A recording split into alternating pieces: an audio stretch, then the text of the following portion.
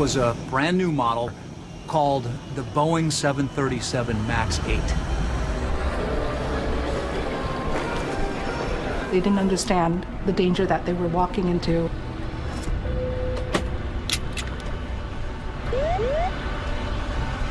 Pull up. Pull up.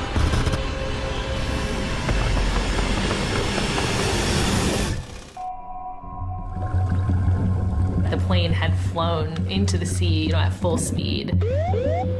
The passengers would, of course, been hysterical. Computers, laptops, phones would have been flying around. You can tell how violent that impact was. People shouldn't innocently buy an airplane ticket and then be in a flying coffin. Boeing had installed a flight control system on the 737 MAX that had the power to take control of the plane from the pilots without them even knowing about it. They're turning the pages to find out what the hell it is. Was given the power to try to kill them, essentially, until it finally succeeded. Will passengers be willing to fly again on its troubled MAX plane? 346 people died. Can you answer a few questions here about that?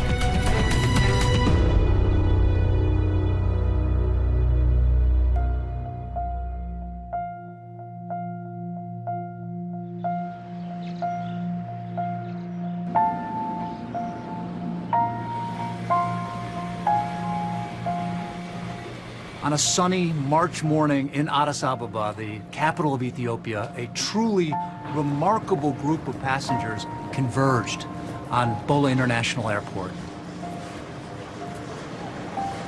149 passengers from 35 different countries around the world got ready to board Ethiopian Airlines Flight 302, heading off to Nairobi. It was seemingly just packed with people who are on goodwill missions of various kinds. There was a big environmental conference happening in Nairobi, a UN environmental conference.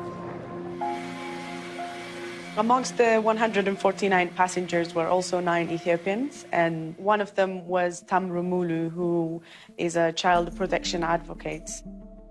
He was a kind of person who's really passionate about life, especially children who are suffering from conflict, drought.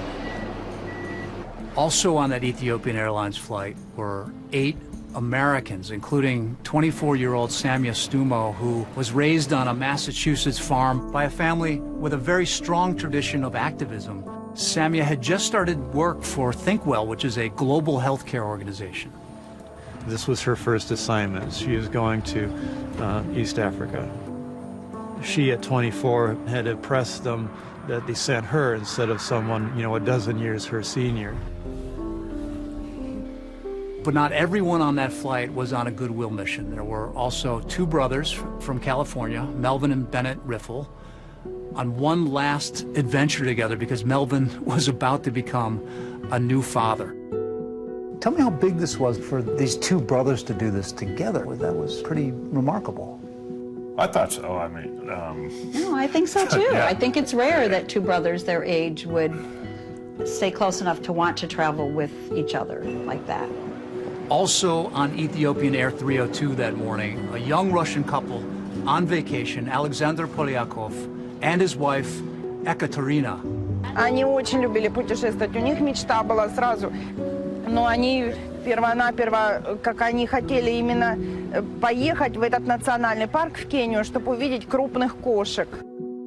And as they got ready to board, Ekaterina posted this cell phone video on Instagram of their plane outside that was waiting for them. And, in general, very few people think much about the model of the plane that they're on. It's something that most people really don't think twice about.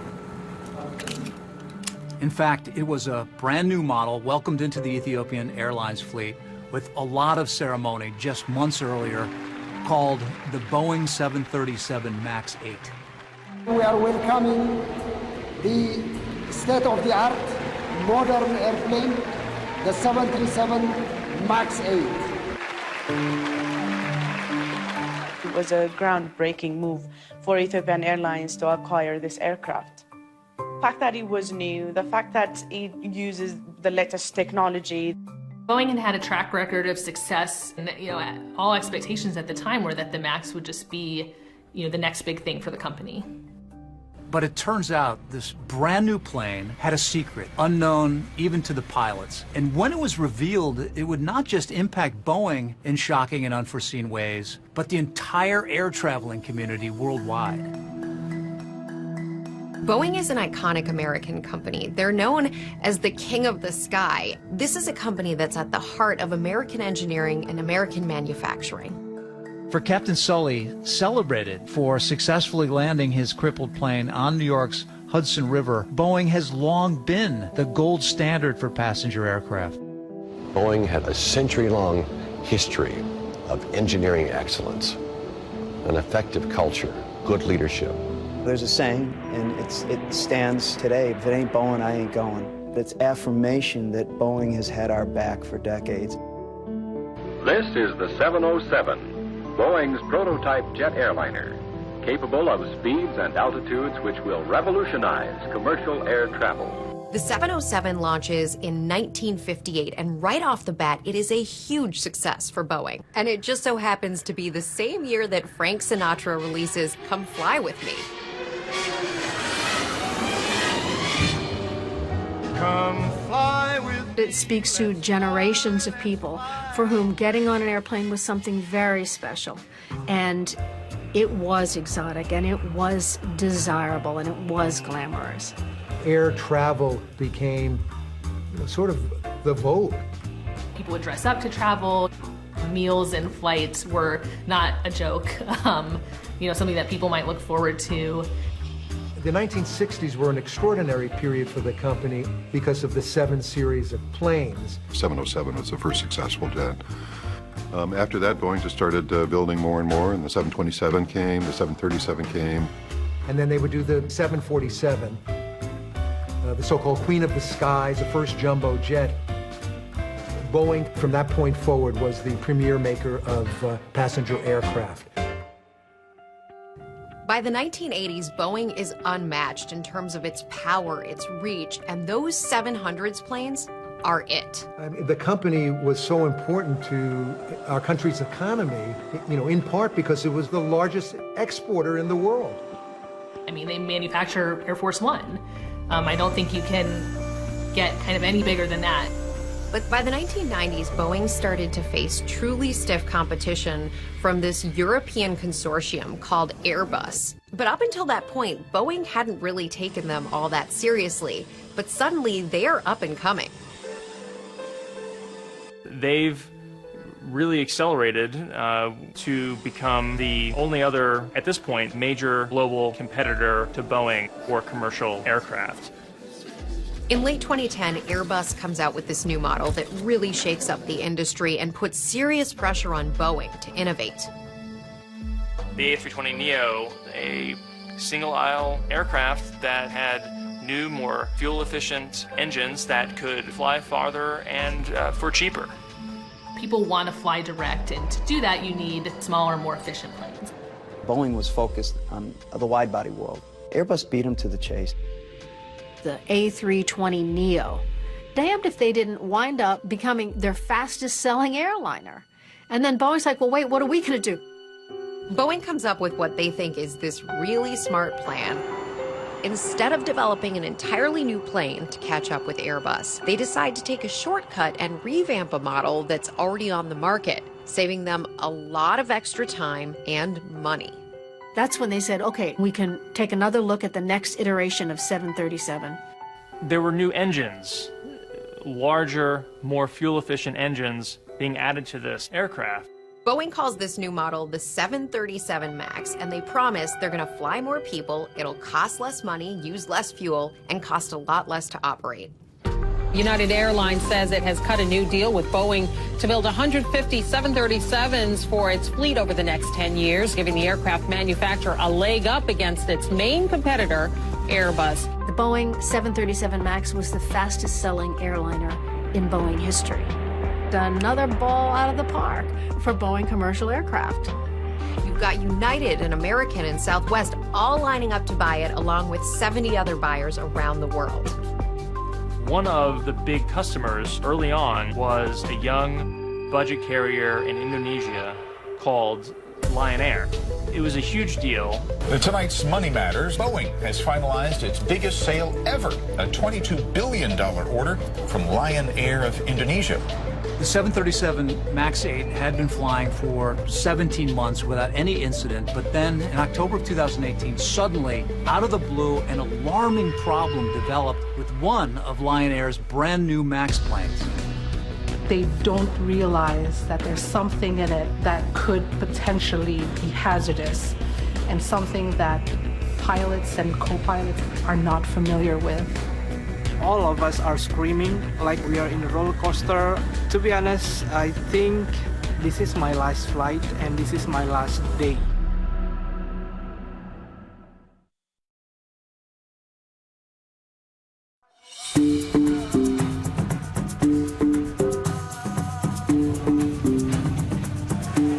Jakarta is the capital, the largest city in Indonesia, and it's a bustling metropolitan with around 10 million residents. The aviation industry was booming, especially with the increase of the middle class in Indonesia. One of the airlines that benefited from that boom in air travel is Lion Air, an aggressive, rapidly growing budget Indonesian air carrier. In 2011, Lion Air made a huge splash buying more than 200 of Boeing's 737 MAX 8 planes. Even the signing was overseen by then U.S. President Barack Obama. So I want to congratulate Lion Air for their incredible success. One of the Lion Air pilots chosen to fly the new 737 MAX was 31-year-old Bhavya Saneja. He's an Indian national whose dreams of being a pilot started when he was just a child. So can you tell me about your son? Yes, Bob, my son was a gifted child, a blessed child. I was into aviation, and for an aviator, when the child is flying and he becomes a commander, it is a big thing, you know, it is the sort of pinnacle of your dreams. Even though her son had over 6,000 hours of flight experience, Sangeeta says she was really concerned after learning that he wouldn't be going through pilot simulator training for the MAX. I said, you haven't had a simulator training, how can you go for MAX? And it is a more powerful engine. So without a simulator, how will you manage? One of the core selling points for Boeing of the 737 MAX was you don't need pilot training in the simulator. They were selling this to airlines as essentially just another 737, that the airline pilots could fly without learning all that much new. It's a huge deal to not have to have simulator training for pilots for any airline. It costs money and time. It takes the pilot off of the line and flying passengers around. Lion Air had asked Boeing about simulator training for their pilots, and Boeing dissuaded them from this. Now, according to internal Boeing documents, one of their employees ridiculed the request in a message to a colleague saying, now, Lion Air might need a sim to fly the MAX, and maybe because of their own stupidity, I'm scrambling, trying to figure out how to unscrew this now. Idiots. Well, they were mocking them because if Lion Air required simulator training, then other airlines would say, well, wait a minute. If they're requiring it, maybe we need it. Then the whole house of cards would start to fall apart. He said, Mom, I've been given ground training. They have given me a training on iPad. I said, what, an iPad? So he would sit down with an iPad course, and I think there were 3 or 4 parts, and it went through a robotic voice describing what the MAX is about. The 737 MAX has a 69-inch fan. Did you see anything in it that looks, wow, that's substantial, we should probably do more training? It seemed to be enough. He trusted Boeing blindly, and that trust, you know, gave him immense confidence. He was empowered.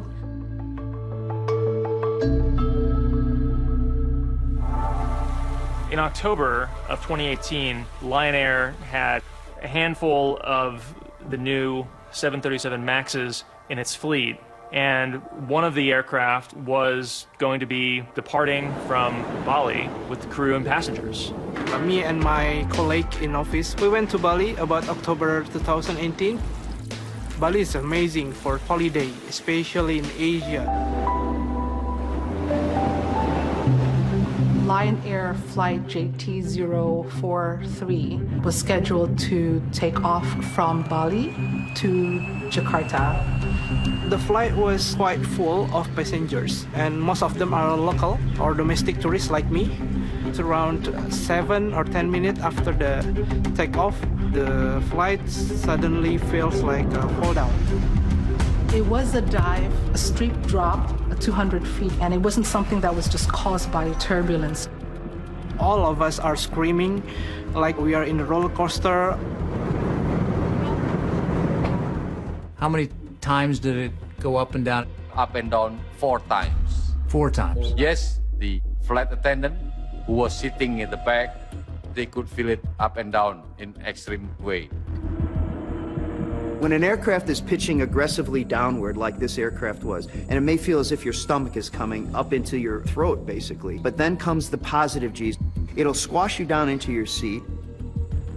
To be honest, I think it's almost like this is my last flight and this is my last day. It just so happened there was a third pilot traveling on the plane, and he steps in and helps them get control of the situation. Until it's landed to the airport, I can hear everyone like say, so relief. Some of the passengers are Muslim. I can hear that say, Alhamdulillah, thanks God. I cannot say it in a word. It's really relief. Yeah, I still feel a little bit shaky until now about that. The pilots were able to control it. They knew they had a problem, but they didn't understand exactly what the nature of the problem was. After the flight successfully landed in Jakarta, the pilots logged that they had had some issues, but they left a lot of gaps in understanding what had happened on that flight. That left the next crew in the dark about potential problems with the aircraft.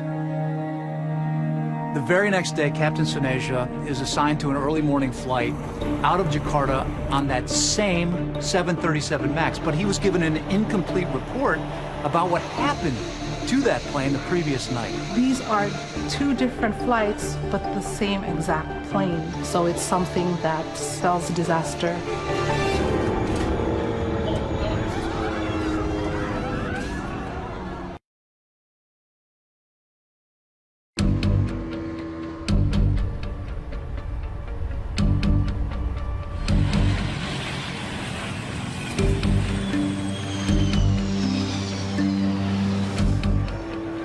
On the early morning of October 29, 2018, at the airport in Jakarta, the capital of Indonesia, Lion Air Flight 610 was getting ready to take off. Its destination was the city of Pangkal Pinang, which is located on the Indonesian island of Bangka.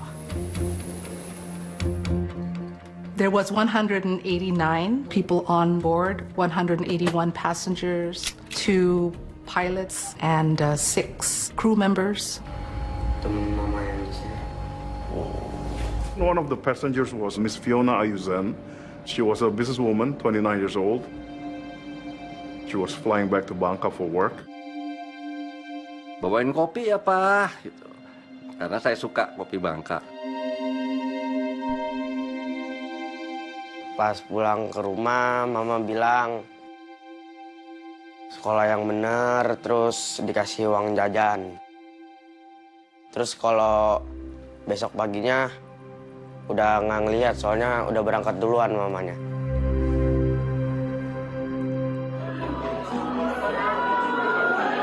There was also another passenger by the name of Fendi Cristanto. He was flying to Bangka on a business trip and also on a personal trip. His father just passed away.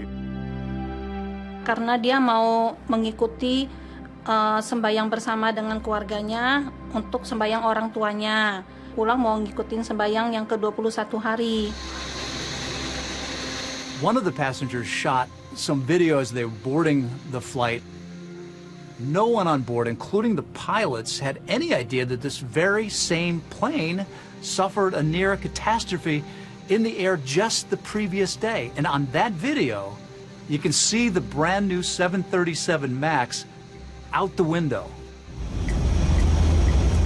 Lion Air Flight 610 on that same 737 MAX is taking off from Jakarta.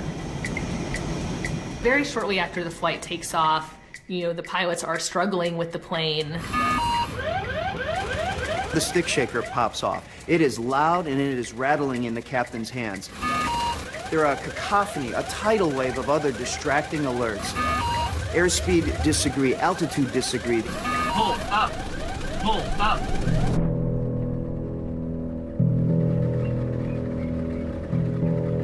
Just 10 minutes later, around 6:30 in the morning, a tugboat captain was out on the Java Sea, just east of Jakarta. Saya merasakan ada sesuatu benda yang jatuh. Nah, di situ dalam hitungan detik terdengar dentuman cukup keras. Apa itu? Jadi saya menghubungi Jakarta Radio. Iya, di siapa? Itu telah terjadi pesawat jatuh. The crash site, it is about 25 miles from Jakarta seaport. On my way to the crash sites, really, I pray to God. I had great expectation that everybody still alive. Arriving on scene, when I saw the debris, the small pieces of fuselage, I lost my hope. Kalau di dalam, kebanyakan itu hampir sama dengan yang ada di permukaan, karena yang ada di dasar laut, di kedalaman itu adalah potongan-potongan tubuh ataupun bagian-bagian pesawat, entah itu serpihan, kursi.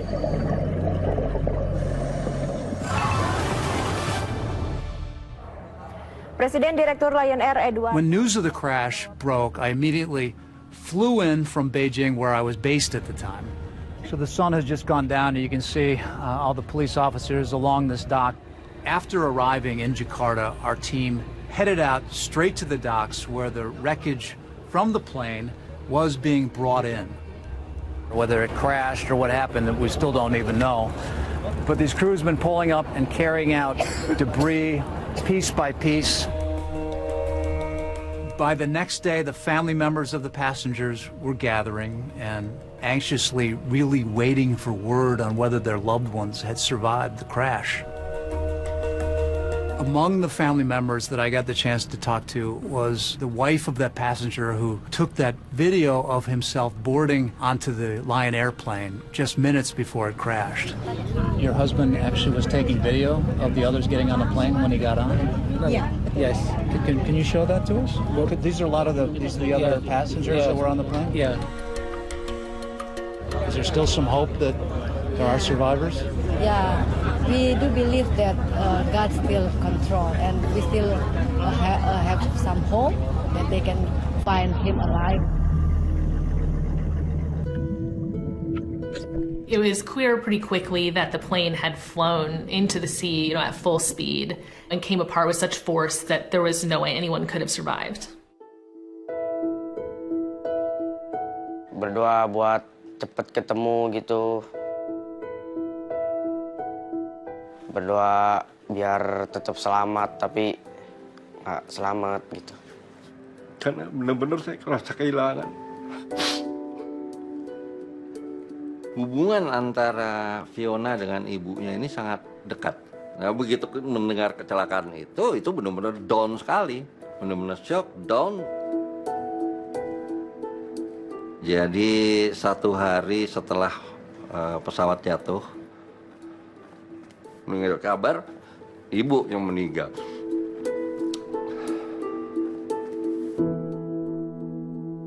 Freddy left behind a wife and 4 children, the youngest who was 5 years old. Jujur ya Bu, suami saya itu kalau naik pesawat itu memang sangat khawatir. Dia itu paling takut kalau naik, dengan rasa ketakutan yang dia alami gitu loh. At the time, very little was understood about what might have happened. Brand new plane, nice enough day, nothing in particular that would point to an immediate cause of this accident. This is a fairly new plane. The 737 MAX, it had only 800 flight hours.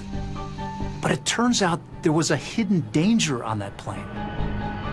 A flight control system that Boeing did not even tell the pilots about. There was nothing in the manuals that alerted the pilots to the existence of this new system that was placed on the MAX. Pull up. It has one mission, and that's to drive the nose down. Terrain. And it will not stop. Pull up. Was given the power to try to kill them, essentially, until it finally succeeded. Pull up.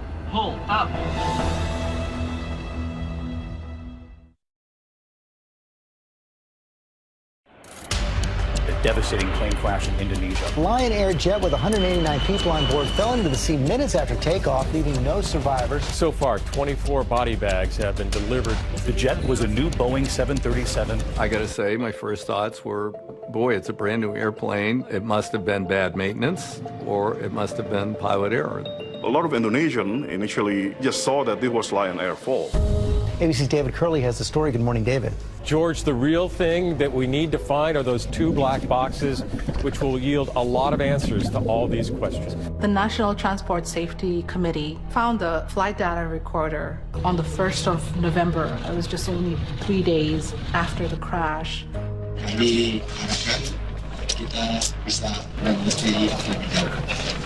As they look at the contents of the flight data recorder, it becomes clear that something had gone terribly wrong. The pilots are struggling with the plane, almost in a tug of war. When we found the black box, we found that the aircraft was pitching up and then down, down and up and down and up. It's up and down for about 24 times. Had you ever seen anything quite like this? I never knew any case of the aircraft can fly up and down like this. I knew that the pilot was fighting with the aircraft. It would have been a terrifying roller coaster ride.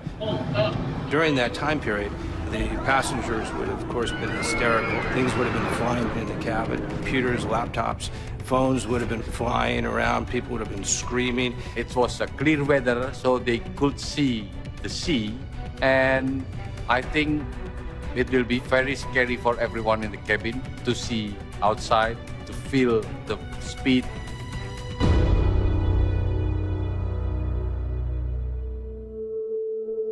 Sepuluh menit atau berapa itu? Rasa ketakutannya sangat amat.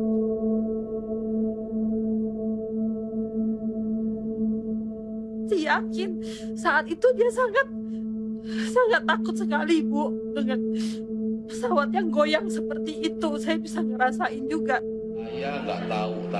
When the cockpit recorder was eventually recovered, it was revealed that pilots were rifling through the pilot manual, trying to apparently figure out what to do.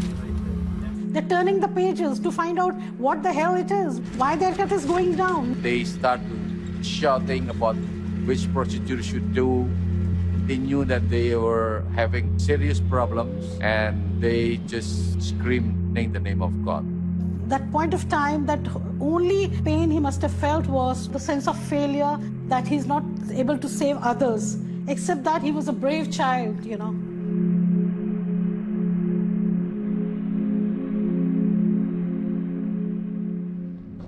We surprised.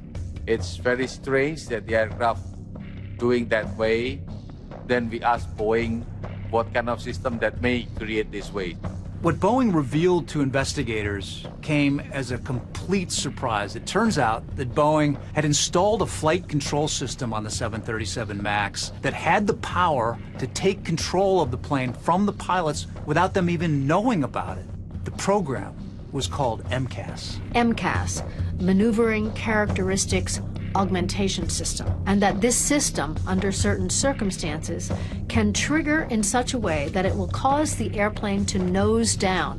Why did Boeing put this MCAS system? What was it for? It's a mystery not only for us, but also for the pilot and co-pilot on board the plane.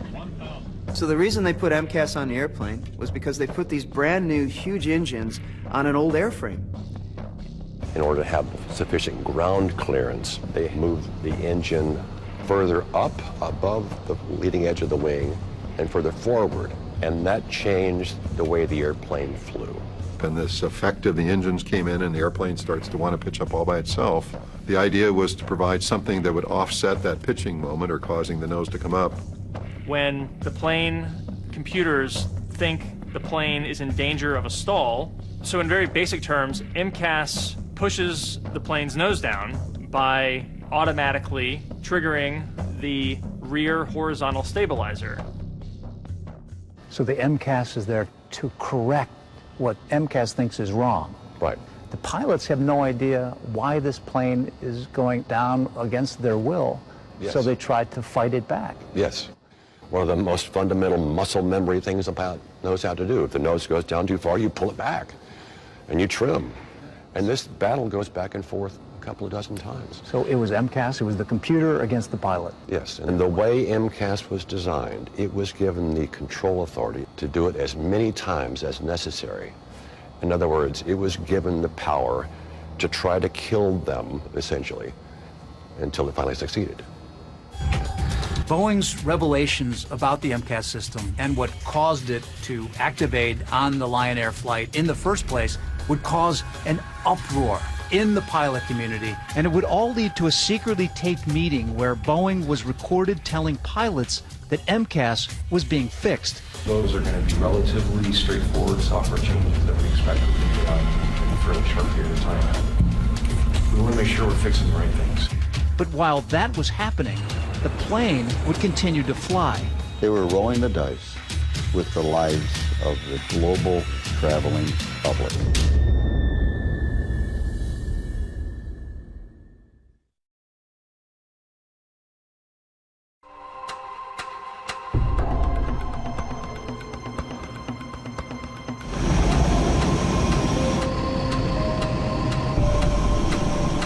Now that urgent safety warning from Boeing about their brand new 737 jets after that deadly crash in Indonesia. Now concerns about a feature that could malfunction, causing planes to abruptly dive. A week after the Lion Air crash, Boeing issued a safety bulletin to the airlines, finally revealing the existence of a flight control system on the 737 MAX that could unexpectedly force the plane's nose down. It's an admission by the company that there is a potential glitch in its newest aircraft. Just a few days later, Boeing tells operators for the first time that there's a new and previously undisclosed system on the aircraft, and that is MCAS. That was a shock. It's not in our manuals at all, except in one section, our abbreviation section. We didn't know what MCAS meant. It meant nothing to us. But there was another critical question to be answered. What caused MCAS to force the nose of the Lion airplane down in the first place? The plane was flying normally, so why did MCAS activate? Among a lot of surprises was that MCAS was triggered by a faulty angle of attack indicator, which is a relatively innocuous piece of equipment on the side of the airplane. The angle of attack sensor was feeding incorrect data about the angle of the plane's nose. It was telling the plane that it was, approaching a stall situation, that its nose was pitched up. So the plane thought that the nose was angled too high, when in fact it wasn't. And that MCAS needed to come in and push the nose back down. And there was a further revelation about MCAS that took investigators by complete surprise.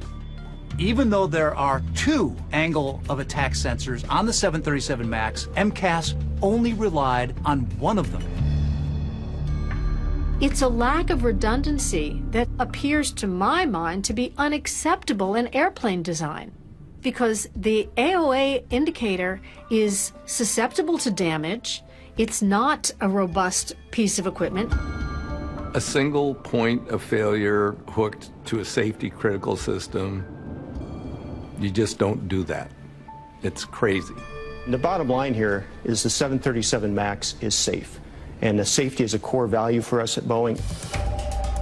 Boeing CEO Dennis Muhlenberg went on Fox Business to reassure the public that a bulletin had been sent to all the airlines instructing pilots exactly what to do if there was another emergency situation involving the 737 MAX. We've already issued a couple of additional bulletins that point them back to existing flight procedures to handle that kind of condition.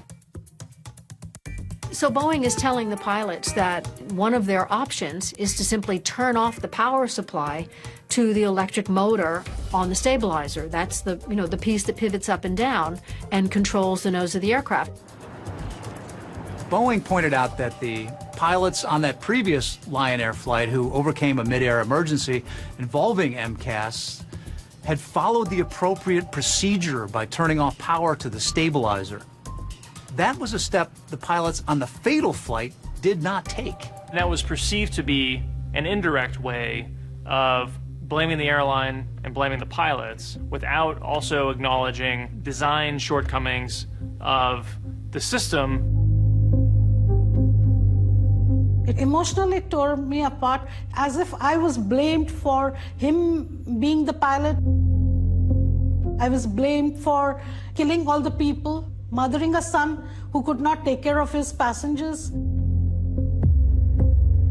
Pilots were furious. Pilot unions asked Boeing, why didn't you tell us if you put something on the airplane that's going to actually interfere with my job? Late November, about a month after the accident, 4 Boeing executives traveled to the headquarters of the Allied Pilots Association, the union that represents pilots at American Airlines. That meeting was secretly recorded by the head of the pilots union. Our president at the time wanted to make sure we knew exactly what was said. We flat out deserve to know what is on our airplanes. I don't disagree. I don't know that understanding this system would have changed the outcome of this. We try not to overload the crews with information that's unnecessary so they actually know the information that we believe is important. It enraged us. Boeing always gives you the information. They don't parcel it out. We're working with the FAA right now to try to figure out what software changes we might make to eliminate the failure conditions that we experienced at Lion Air. They said, well, we're going to correct the software, all the things that you brought up. Those are going to be relatively straightforward software changes that we expect we can get out in a fairly short period of time. Weeks, not a year, but a couple, maybe 6 weeks-ish. The question I have for you is, do you feel comfortable that the situation is under control today before any software fixes are implemented? Absolutely.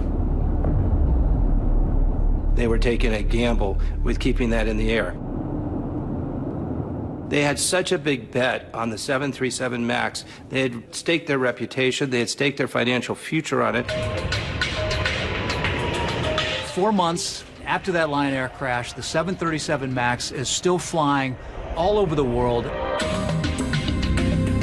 Meanwhile, 149 people are saying their goodbyes as they prepare to board that Ethiopian Airlines flight to Kenya. Among them, young Samia Stumo, who had just flown in from D.C. and was transiting to Nairobi for her assignment with her global health care organization. I guess she had landed in Ethiopia, and I said, safe travels, with a bunch of exclamation points, and she said, thanks, boo. We didn't know that there was an issue with the plane. We thought that the problem that happened in Indonesia was because of a problem with that airlines or the pilots or maintenance or something. Because the Lion Air crash happened in the other side of the world, maybe they didn't understand the danger that they were walking into.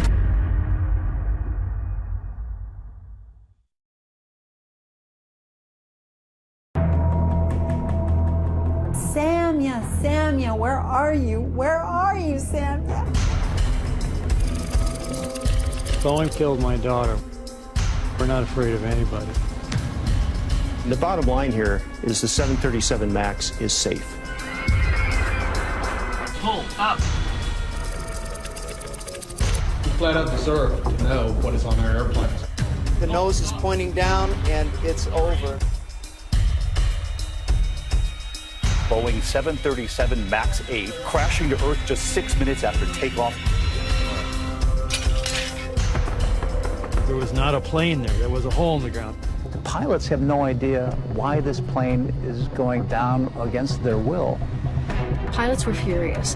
Why didn't you tell us if you put something on the airplane that's going to actually interfere with my job? What really shocks me is their greed. How they have the audacity to do what they're doing.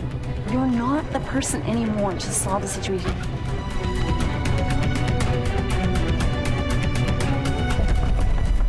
And they really should go to jail.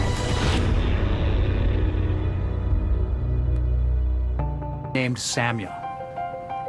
She was a force of nature. She was just, oh gosh, she was, you know, beautiful, intelligent, charismatic. She could just light up a room.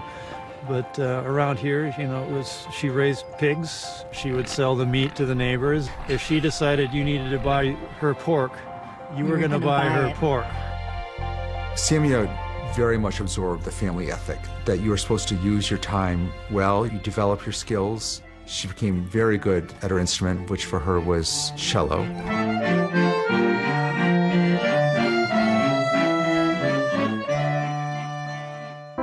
Watching Samya, you got the sense of someone who had really kind of brought together all these strains in the family, starting with Uncle Ralph in his activism, and then through her own parents. Definitely he influenced Samya tremendously because she was out there at 9 years old campaigning for his presidential campaign. They made her cry. You know, your mother shouldn't allow you to be out here, and Ralph Nader is spoiling the election, and she understood the issues and she talked right back at them. She had leadership written all over her. She had compassion in an intellectually rigorous way. Everybody loved her. One pivotal moment in young Samya's life that fueled her drive to change the world was the tragic childhood death of her brother Nels. He was diagnosed with cancer at 15, 16 months of age, and he ended up not making it. He died a little over 2 years old. We actually, we only have one picture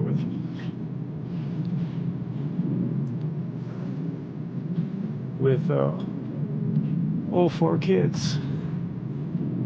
Did she ever tell you that part of her motivation and dream to get into medicine was because of what happened to Nels? Yeah. Yeah, she did. She believed that, you know, her calling was healthcare, and I think that was partially a result of her exposure to her brother's illness. Samya went to the University of Massachusetts and then managed to get a full ride scholarship for the public health master's program at the University of Copenhagen. Everybody liked her, but she was very firm in her beliefs. It really kind of forced you to think about what you said, think about what you believe, and defend it. When I met Samya, I was like really shy to talk to people. We just would go on these fun adventures. It just helped me be more fearless. She had this knack of making you feel as fascinating as she was. In January of 2019, Samya had landed a dream job in Washington, D.C. with a global public health organization called ThinkWell.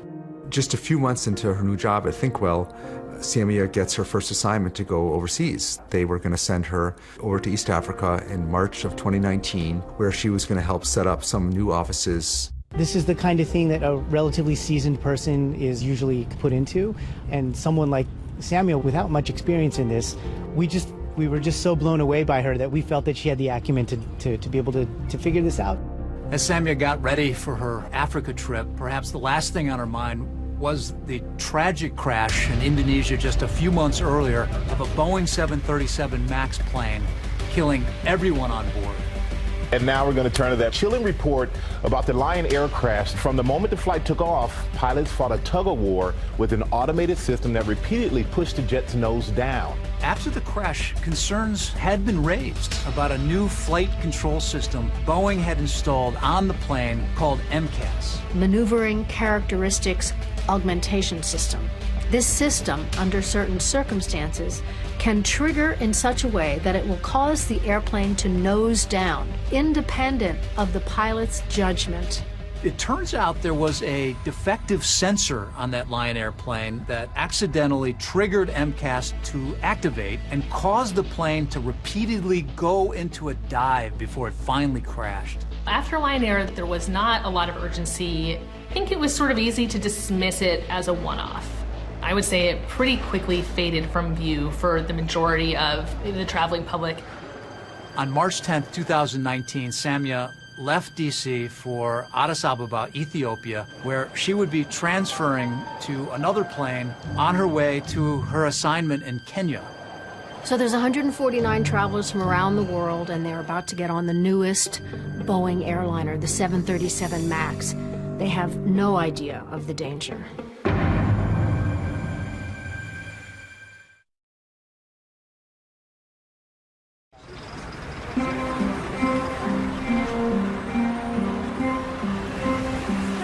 On March 10th, 2019, Samia Stumo had just arrived in the Ethiopian Addis Ababa after a long flight from Washington, D.C. When I woke up, I just looked at the message and it said 2 more hours to Nairobi.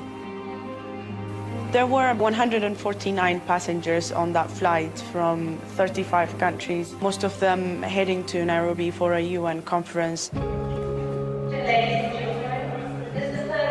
Also, at Gate 12 in Terminal 2, those two brothers from California, Melvin and Bennett Riffle, who were enjoying a globe-trotting jaunt together before the birth of Melvin's daughter.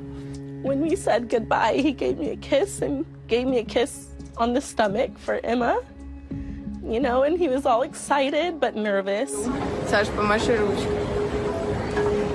There were also this young Russian couple who posted a video on Instagram showing the 737 MAX, a brand new aircraft. Unlike the pilots involved in that Indonesian crash, the Ethiopian Airlines pilots knew about Boeing's MCAS flight control system, and Boeing had actually sent a directive to airlines instructing pilots what to do if a plane went into a sudden dive on its own. So Boeing is telling the pilots to turn off the power supply to the electric motor on the stabilizer. That's the, you know, the piece that pivots up and down and controls the nose of the aircraft.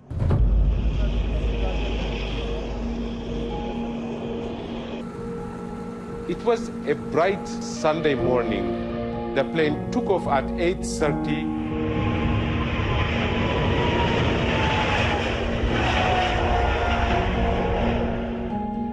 And 3 minutes after takeoff, the aircraft started behaving erratically. Their instruments start to show different readings. After 6 minutes later, the plane was spotted again, about 30 miles from Addis in a small town called Bishoftu. Tashkarakaru dubani imboba. Dubani imboba. Aaraa dhufee duraanii mataa ol qaba mataa ol qaba. Yeroo lafa odoo ga'uun sagalee guddaadhaa fi haara guddaatu samiitti ol ka'e.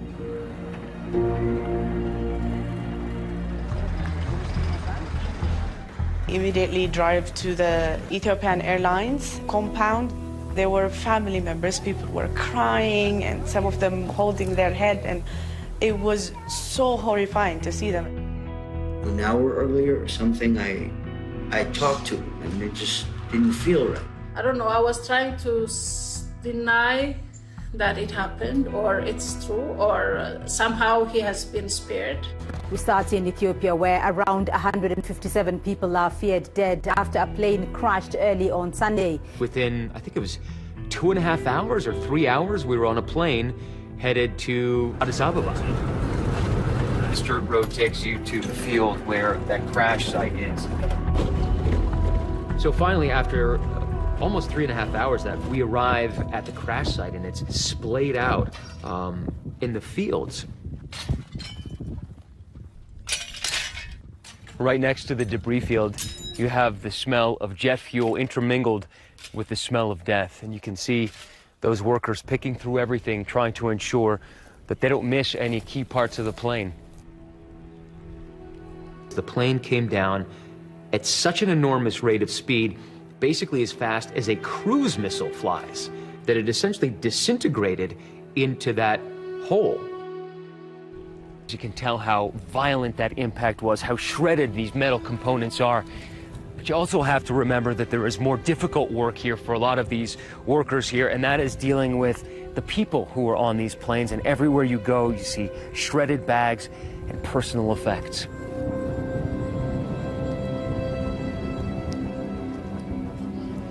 Breaking news, an Ethiopian Airlines flight has crashed. With victims from 35 different countries on board, grief resonates all around the world, including in a small seaside town in Russia. Ну, просто очень обидно, когда такие дети на взлете, так сказать, и на взлете своей карьеры, на взлете всего погибают. In the Northern California town of Redding, a phone rings in the Riffle home. It was the embassy in Ethiopia. I said, I know why you're calling. Is it both boys? And they said it was. It's something you can't believe when you hear it. It's like, it's just like you're in a nightmare or something, and it's just totally unbelievable. It's one thing to lose one of your children, and you lost both. Yeah. Lost our family, and we had to help Brittany. I said, please don't tell me my husband's dead. And Susan said, both of them. And I just collapsed. What do I do now? I'm pregnant. What do I do? Our baby. What? What do I do now? And word of the terrible crash also travels to a family farm nestled in the Berkshires in Massachusetts. I turned on the BBC. It said that a plane had crashed. I remember I couldn't breathe. Then I woke up, Michael, and he told me, what are you talking about? That's impossible. That's what he told me. My sister is not going to die in the crash. It doesn't fit into your world. And we thought, oh, well, maybe she survived. We needed to get to Ethiopia right away to help her. We had to be there. And we had to protect her. We got in a car and we headed for JFK. Got on the flight, and along the way, along our journey, we learned that there were no survivors because we kept looking at the news.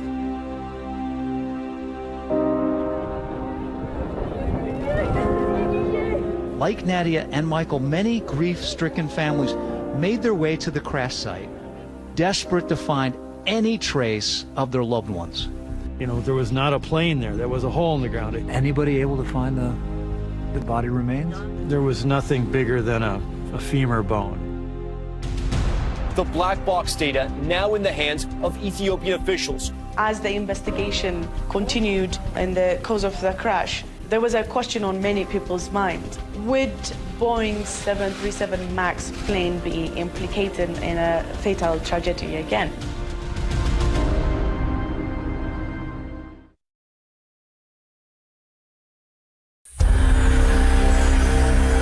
The Boeing 737 MAX 8 crashing to Earth just 6 minutes after takeoff in Ethiopia. First Indonesia, now Ethiopia. The big question here is, has the same thing happened?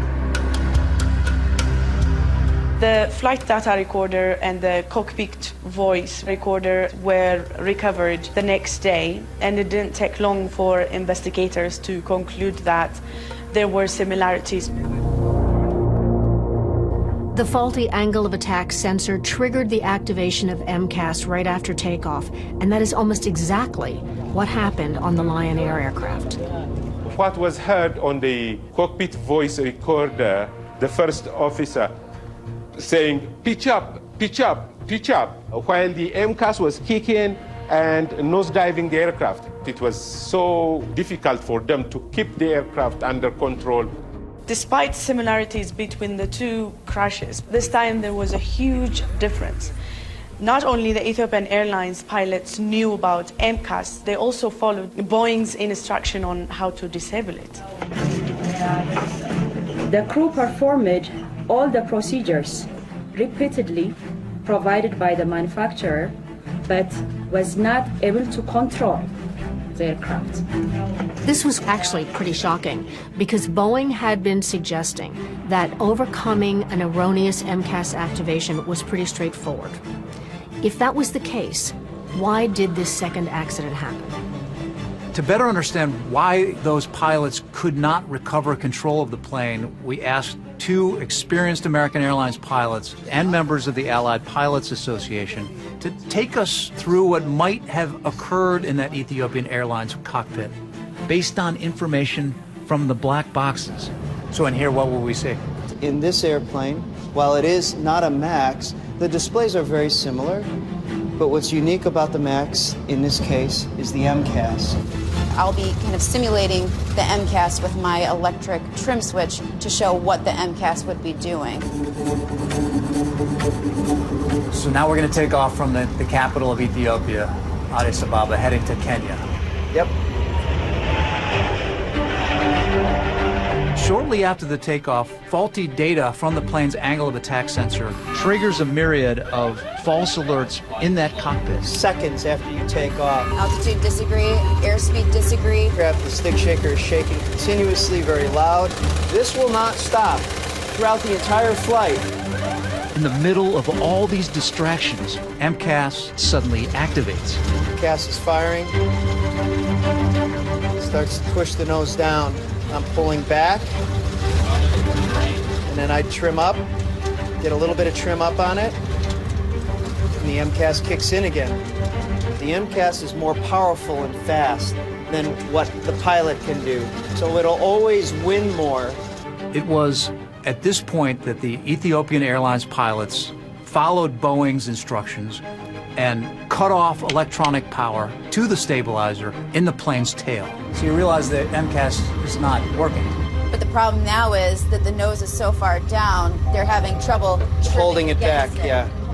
MCAS had left the plane in such a precarious position that the pilots did not have the physical strength to manually pull it out of that deep dive. Now the stick is getting very, very heavy, so the captain says, pull with me, which is basically saying, help me. I've got a lot of weight on this, but I have no trim to do it. I go, okay, manual trim. Okay, and I'm trying, but it's not working. I can't hold it back. Unable to control the plane manually, in a last-ditch effort, the Ethiopian pilots decided to turn the electronic stabilizer system back on. The MCAS fires. And this fire goes and goes. I'm pulling back, a little bit of trip. And now the nose is pointing down and it's over. Stop the sim. They're headed toward the ground. They turn those switches back on, which is not in a checklist, but welcome to the battlefield. You're staring at the ground and you don't know what else to do. Do you ever think about what goes through the mind and the heart of pilots when the plane is going down? Yes, I don't like to think about that. I think that's everyone's worst nightmare. It's hard. But they fought. They fought. They did what pilots do. The system let them down. The system let them down. Unlike with Lion Air, the Ethiopian Air crash has sudden and swift repercussions for Boeing. Ethiopian Air immediately grounds their entire MAX fleet, and like a domino effect, countries around the world start grounding their fleets. All of us at Boeing are deeply sorry for the loss of life in the Ethiopian Airlines Flight 302 and Lion Air Flight 610 accidents. Boeing was saying that they were working on adding safeguards to MCAS to make a safe airplane even safer. Would the accident have happened without MCAS, though? You call it a link. It's a chain of events, right? There is no singular item. It's a chain of events. But what you came up with in the end was flawed, was it not? We've designed the MAX to have the flying qualities that were desired in the hands of the pilots. The MCAS system is part of that design effort. Corporations always see profit, always see brand protection. They will not easily admit their wrongdoing, even where it is very evident. And that was the case with the Boeing at that particular time. 346 people died. Can you answer a few questions here about that? He's sorry that we lost our family members. He doesn't take any accountability for having caused their deaths. If Boeing thought that Nadia and Michael and the other victims' families were going to just quietly go away and not try to hold the company accountable, they could not have been more wrong. It was amazing to behold these two people from this farm in western Massachusetts coming down to take on really one of the biggest corporations in the world. Mr. Stumo, thank you for your presence today. Boeing killed my daughter. We're not afraid of anybody.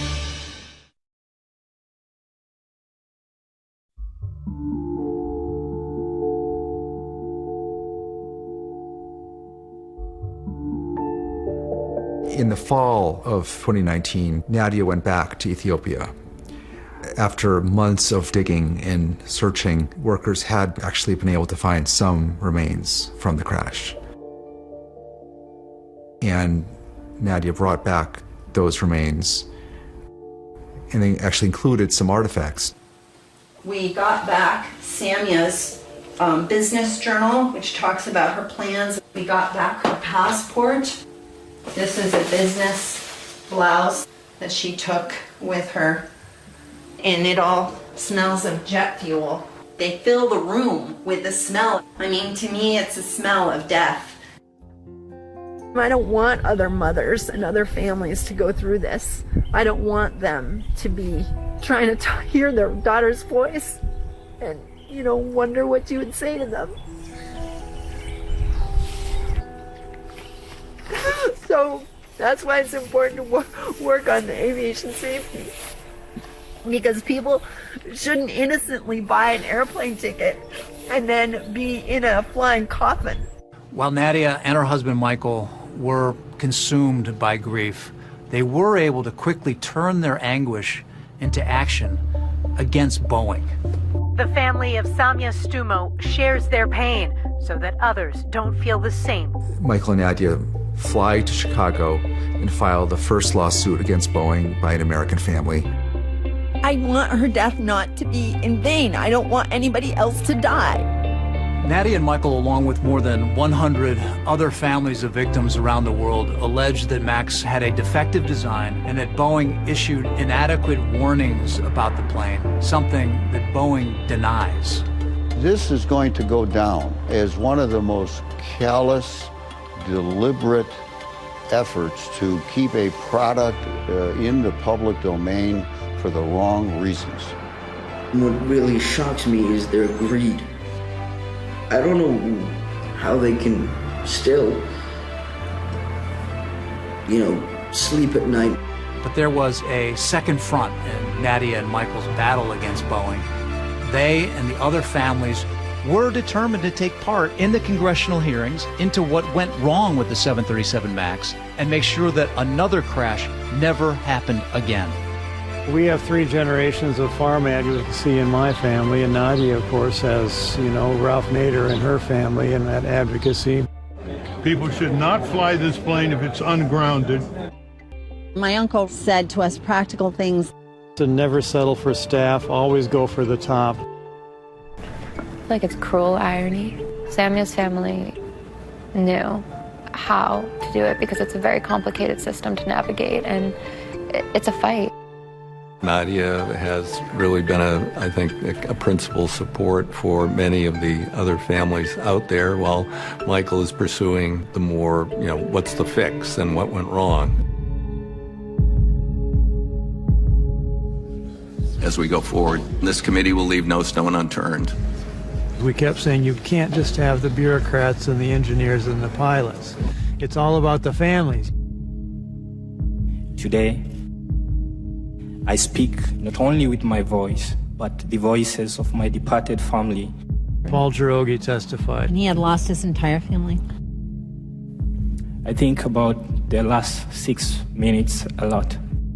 My wife and my mom-in-law knew they were going to die. They had to somehow comfort the children during those final moments, knowing they were all their last. I wish I was there with them.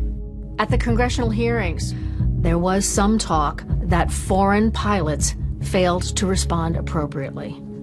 For me, the accident report reaffirms my belief that pilots trained in the United States would have successfully been able to handle this situation. Chair now recognizes Captain Chelsea B. Sullenberger III. That claim was called out after the dramatic appearance of perhaps the most famous pilot in America, Chesley Sullenberger. I'm one of a relatively small group of people who've experienced such a crisis and lived to share what we learned about it. Sully was the miracle on the Hudson pilot. He successfully landed his plane on New York's Hudson River after a bird strike crippled his engines. Captain Sullenberger became a national hero, immortalized by Tom Hanks in the movie Sully. Like many pilots, I was disappointed that many were blaming the dead crews of the accident flights. I've got to tell you from personal, first-hand experience how real and how intense the startle factor is. I recently experienced all these warnings in a 737 MAX flight simulator during recreations of the accident flights. Even knowing what was going to happen, I could see how crews could have run out of time before they could have solved the problems. Boeing, built into their design of MCAS sort of an assumption that pilots would be able to react to something going wrong within 4 seconds. Well, think about that. Let's start the clock. Now, 2, 3. That's it. It's just really unlikely almost any airline crew would have acted effectively that fast. These accidents should never have happened. And I'm really distressed that they happened. But the investigation into Boeing would go much deeper, raising questions about whether Boeing knew about problems with the MAX before they put it in the air. The information coming out of the investigation is shocking. And it would all lead to a face-to-face confrontation between a grieving mother from a farm and the head of one of the most powerful companies in the world. And I want to confront a situation, but I want to say it to you directly because I don't think you understand what we're saying.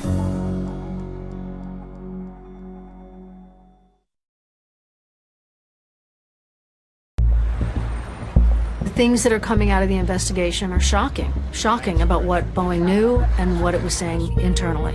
House investigation concluded that the safety of the flying public was put into jeopardy by Boeing's pressure to compete with Airbus. The committee uncovered emails and communications showing that there had been lower-level employees who raised questions several times about MCAS. In an internal email, a Boeing engineer wrote about that problem that triggered MCAS in both plane crashes, saying, "Are we vulnerable to single sensor failures with the MCAS implementation?" This is back in 2015, asking about the vulnerability of these particular devices. Yeah, they're setting my daughter up to die in 2019. These are questions of life and death. But that's not how they treated them in the company. House investigators released documents they had obtained from inside Boeing showing that their own training pilots had a very dismissive attitude towards regulators and customers. One Boeing employee who emerged as a central figure in the investigation was Chief Technical Pilot Mark Fortner, who became well known in the media after his emails became public. Mark Fortner was the one who asked regulators whether they could remove any mention of MCAS from the flight crew operations manual. Fortner, in some of the emails and instant messages, was kind of gloating at his ability to, as he said, Jedi mind trick regulators. In fact, it was Fortner who wrote that instant message to a colleague, mocking Lion Air for their stupidity in requesting simulator training, referring to them as idiots. His emails were shocking, but they're just the tip of the iceberg of the failure of the safety culture at Boeing. Some Boeing employees openly questioned the safety culture of the company during development of the 737 MAX. In one email, a worker said, "This airplane is designed by clowns, who in turn are supervised by monkeys." Another Boeing employee wrote, "Frankly, right now all my internal warning bells are going off, and for the first time in my life, I'm sorry to say that I'm hesitant about putting my family on a Boeing airplane." The safety culture was eviscerated under production pressure. Meanwhile, Nadia, Michael, and the other families have another battle to fight. And that's with the Federal Aviation Administration, which certified the 737 MAX as safe and allowed it to fly even after the first crash. One of the most explosive discoveries came from within the Federal Aviation Administration. And remember, the FAA's sole job is to ensure the safety of the traveling public. After the Lion Air accident, the FAA had done an analysis, that indicated that if nothing was changed, that there might be, 15 accidents over the course of the next decades while the MAX was in use. And, that would make it, the deadliest commercial airliner, ever. We stood out there in front of the FAA with our sign. Her life was just cut short. That was caused by complicity with Boeing.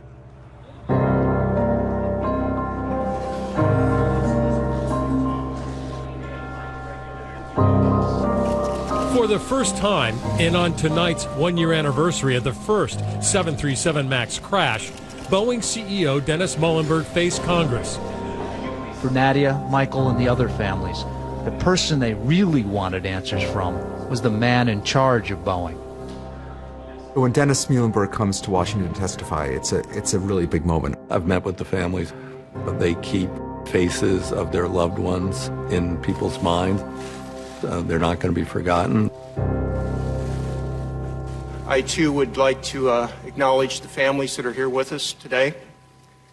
And again, wanted to tell you I'm sorry. We are deeply, deeply sorry. And we'll never forget. He was just saying words for the camera. They never tried to reach the families personally. Who bears the principal responsibility at Boeing for the cascading events that resulted in the crash of Lion Air Flight 610 and Ethiopian Airlines Flight 302? Mr. Chairman, my company and I are responsible. We're responsible for our airplanes. And we know there are things we need to improve. I'd grown up on a farm in Iowa. My parents taught me the value of hard work and integrity. To do the aw shucks Iowa farm boy thing, I'm an Iowa farm boy. It doesn't cut it with me, and it was grating. As I probably won't get to ask it another time. Well, you talked about Iowa just like one too many times, and the whole group said, go back to the farm. Go back to Iowa. Do that. You're not the person anymore to solve the situation. But I want to say it to you directly, because I don't think you understand what we're saying. I respect that. I really do. In the end, it's about safety. And Even if you're not capable of doing that. I respect your inputs there. I just tell you, we are very focused on safety, and you have... I wanted to pierce through to the human being. Imagine being in our shoes. Just a couple months after the House hearing, Muilenburg was forced out as CEO of Boeing. But while Muilenburg may be gone, the clouds of suspicion over Boeing remain. And the Justice Department is investigating, and hopefully some people are going to go to jail. But after losing billions because of the MAX scandal, Boeing's commercial future may hinge on one question: will passengers be willing to fly again on its troubled MAX?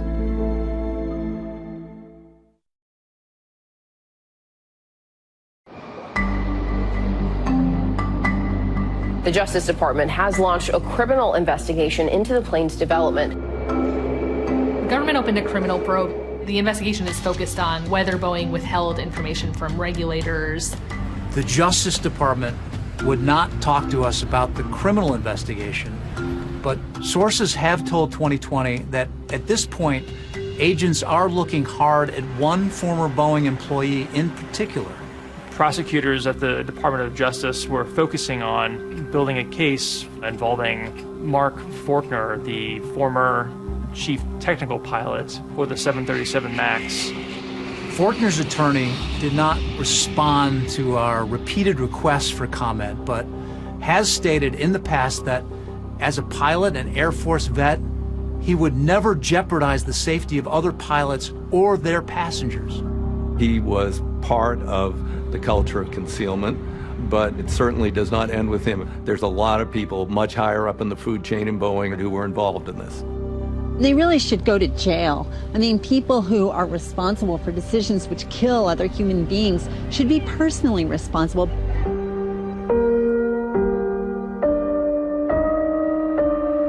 But the ongoing criminal investigation is one of just many problems facing Boeing right now. Their reputation is in tatters. At this point, Boeing is looking feverishly for any success. Getting the MAX flying is still at the top of their list. Boeing has made a number of changes to its MAX plane. MCAS will now rely on both sensors. It'll only activate once. Pilots will also be required to complete flight simulator training. And in a statement to 2020, Boeing said it had made a series of meaningful changes to strengthen our company's safety practices and culture. Cleared for travel. That was the message from the Federal Aviation Administration to Boeing for its 737 MAX. One of the longest aircraft groundings in history is over. I am 100% comfortable with my family flying on it. After a 20-month grounding, just last week, the FAA approved the Boeing 737 MAX to return to the skies. And on its website, American Airlines advertises the first MAX flight from Miami to New York City on December 29th. I do think the 737 is a safe airplane. I have no issue about that. But this MCAS thing was bad. I think that trust is going to be really hard to get back at this point.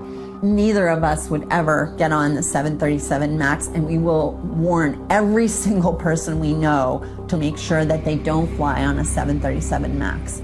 Mr. Stumo, thank you for your presence today. Meanwhile, this summer, Michael testified about reforming the FAA certification process, which, under federal rules, allows aircraft manufacturers to largely oversee the testing and development of planes themselves. The FAA's core vision appears to be to reduce its direct involvement in certification. It was like the fox guarding the chicken coop. When you have Boeing certifying Boeing, hello, what do you expect out of that? System is not broken. However, all processes need to be improved, really each and every day. The FAA did not respond to 2020's request for an interview to discuss the issues surrounding the 737 MAX. After the hearing, Nadia and Michael briefed victims' families from around the world on a Zoom meeting. Thank you, really, Michael, for what you just said. You have a role to play. You or anybody has a role to play as a victim. She's been a great advocate for the families, her and her husband, Michael. No, I can't thank them enough. I know the sun is in your eyes. On the other side of the country in Redding, California, Melvin Riffle's daughter was born just 2 months after he was killed in the Ethiopian air crash. Melvin had picked out a name for his then unborn daughter, Emma. So over here is Melvin's little hope chest. Oh, wow. Things that I would like Emma to remember Melvin by. This is actually his passport. This is the only thing that I got off the plane. Look, Emma, who is that? That Daddy? Yeah, it is on. This is Samia's room. I can't believe that this is remained untouched for more than a year. I look for Samia all the time. I call Samia. Sometimes I'm in the house by myself. I just shout, Samia, Samia, where are you? Where are you, Samia?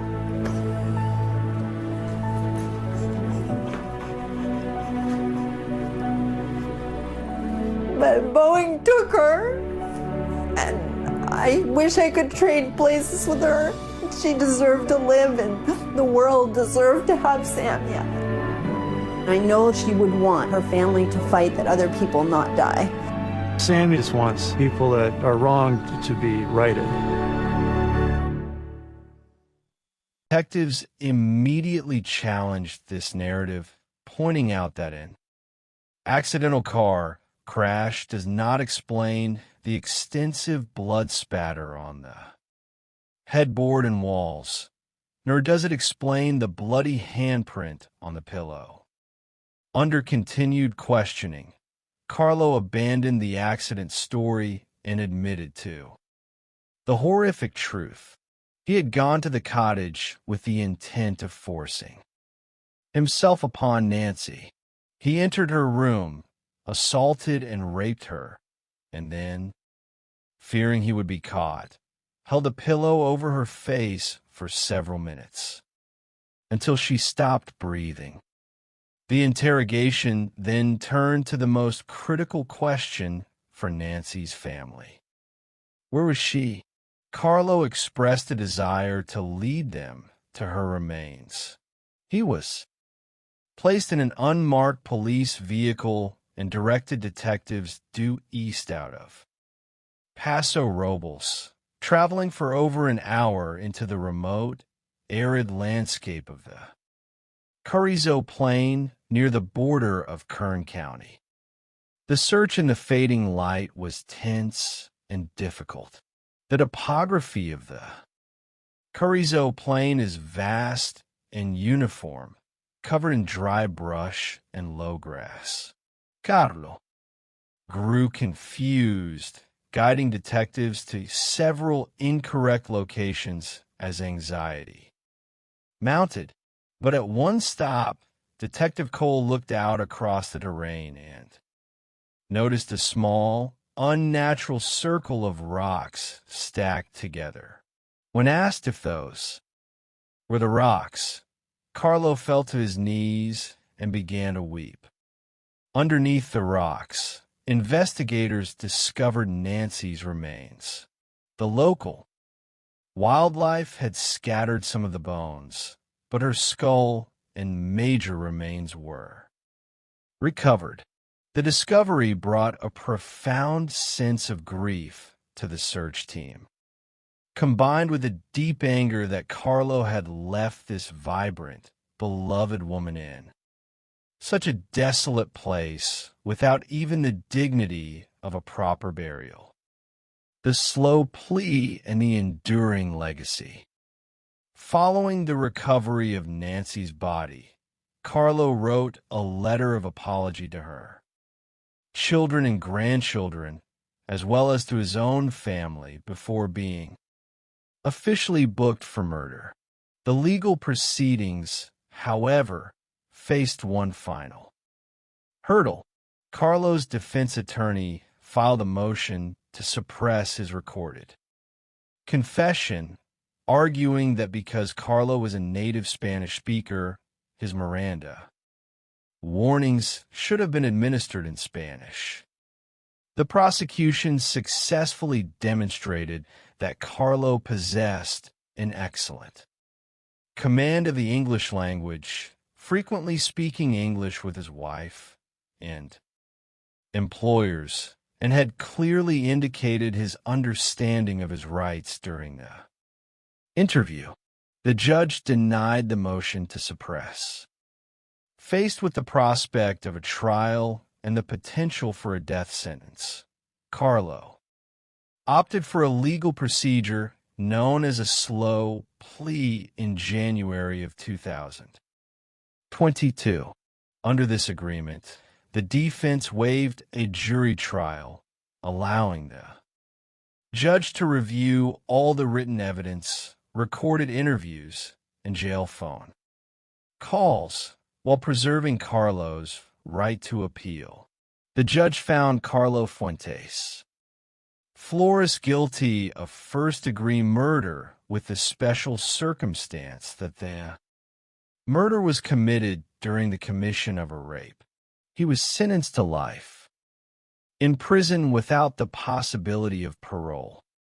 For Amanda and the Paso Robles community, the resolution of the case brought a somber closure. Nancy's memory was honored with a beautiful memorial service at a local vineyard attended by hundreds of people whose lives she had touched. Today, Amanda continues her mother's passion for horses, riding Nancy's beloved horse, Montana, alongside her own daughter. The tradition of love, faith, and connection to nature survives, proving that while a singular act of evil can disrupt a family, it cannot erase the beautiful legacy of a life well lived. Part 2. The Mask of Grieving Motherhood. As criminal analysts, we recognize that some of the most complex homicides are those motivated by a combination of extreme financial desperation and romantic obsession.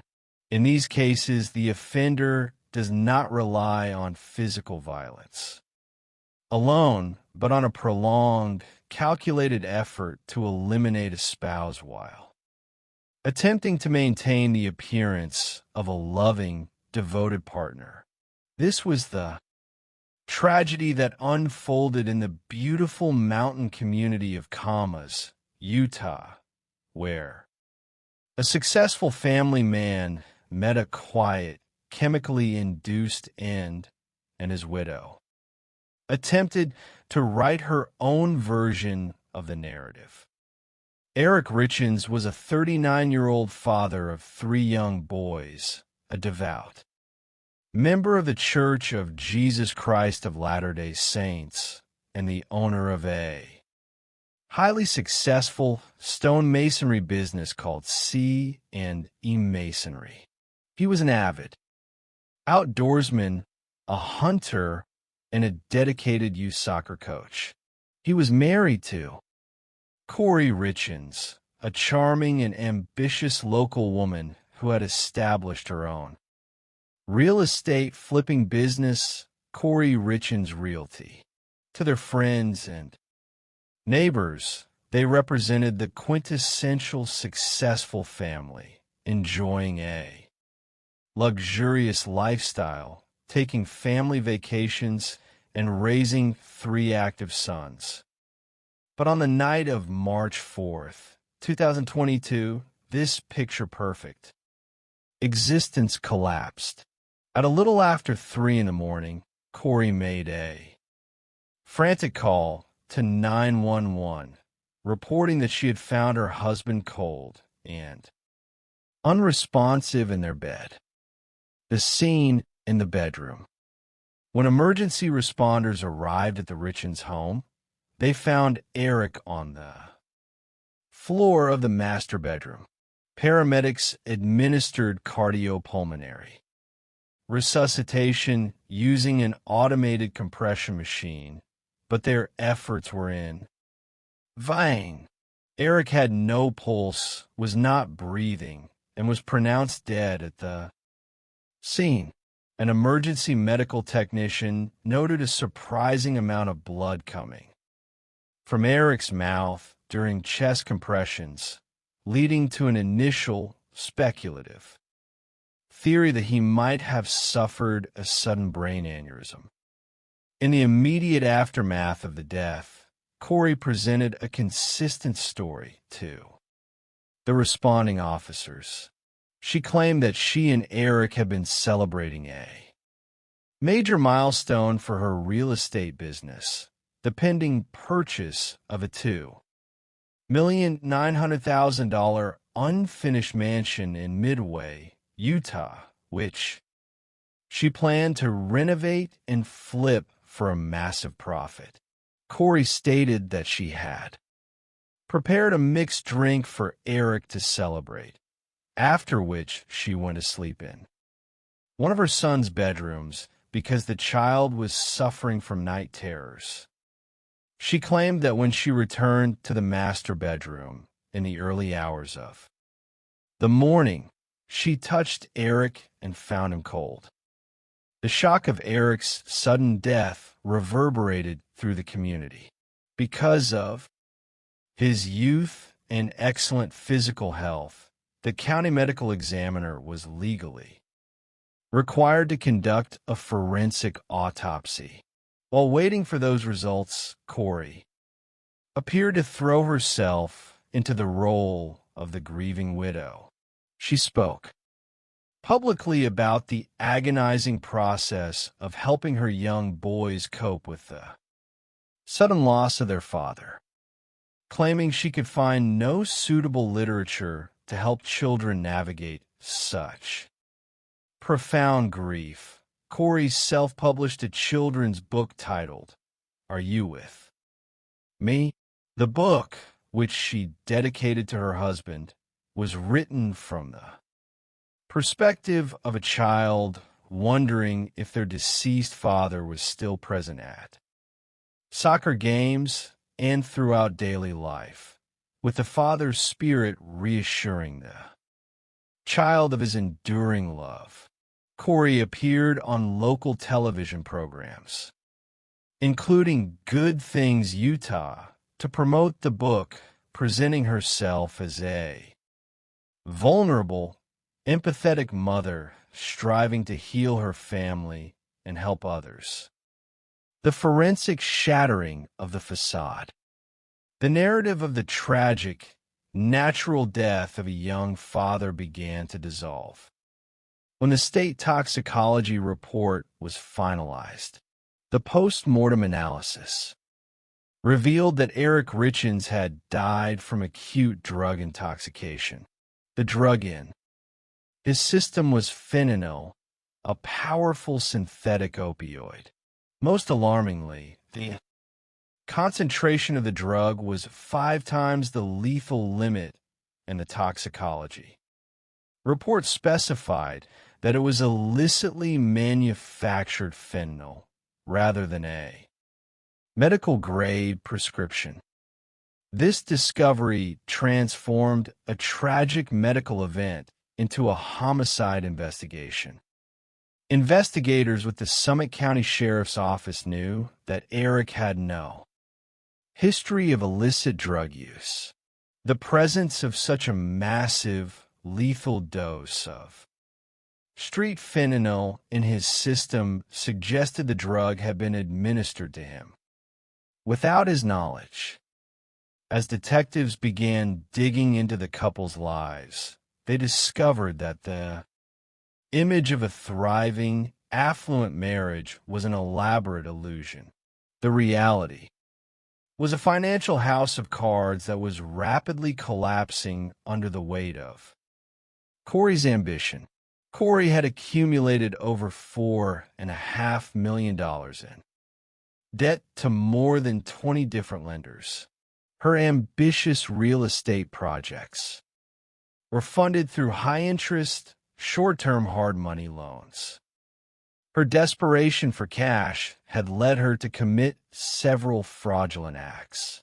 In 2020, Eric discovered that Corey had secretly taken out a $250,000 line of credit against their family home, which he solely owned.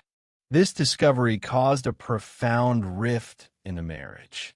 Eric consulted a divorce attorney and secretly altered his estate planning. He established a new trust, named his 3 sons as the sole beneficiaries, placed the family home into the trust, and appointed his sister, Katie, as the executor and trustee. He did not inform Corey of these changes. The financial pressure on Corey was immense. The unfinished Midway mansion was a massive liability, costing her thousands of dollars in interest every month, and she desperately anticipated receiving Eric's estate to clear her debts. The depth of Corey's financial misconduct extended beyond her husband. Her best friend, Chelsea Barney, had saved $45,000 of her hard-earned money to buy her first home. Corey offered to facilitate the purchase, but instead of filing the deed properly, Corey allegedly used the money to fund her own business. The home was eventually foreclosed upon, and Chelsea and her family were evicted, losing their entire life savings. Another family, Taryn and Alec Wright, purchased a home from Corey that was severely contaminated with toxic mold, leading to severe health complications, financial ruin, and eventual foreclosure. Corey's business practices were defined by a pattern of reckless deception, the trail of poison, and the secret handyman. As detectives reconstructed the timeline leading up to Eric's death, they uncovered a history of suspicious medical events. In 2019, during a trip to Greece, Eric had become violently ill after consuming a drink prepared by Corey. Because he was taking medication for Lyme disease, he was not supposed to consume alcohol. He survived the incident, but expressed a belief to his sister Katie that Corey had tried to poison him. More recently, on Valentine's Day of 2022, Corey had purchased a bagel sandwich for Eric from a local diner. Shortly after taking a single bite, Eric suffered a severe physical reaction. He was forced to use his son's epinephrine auto-injector and take a large dose of antihistamines before falling into a deep sleep.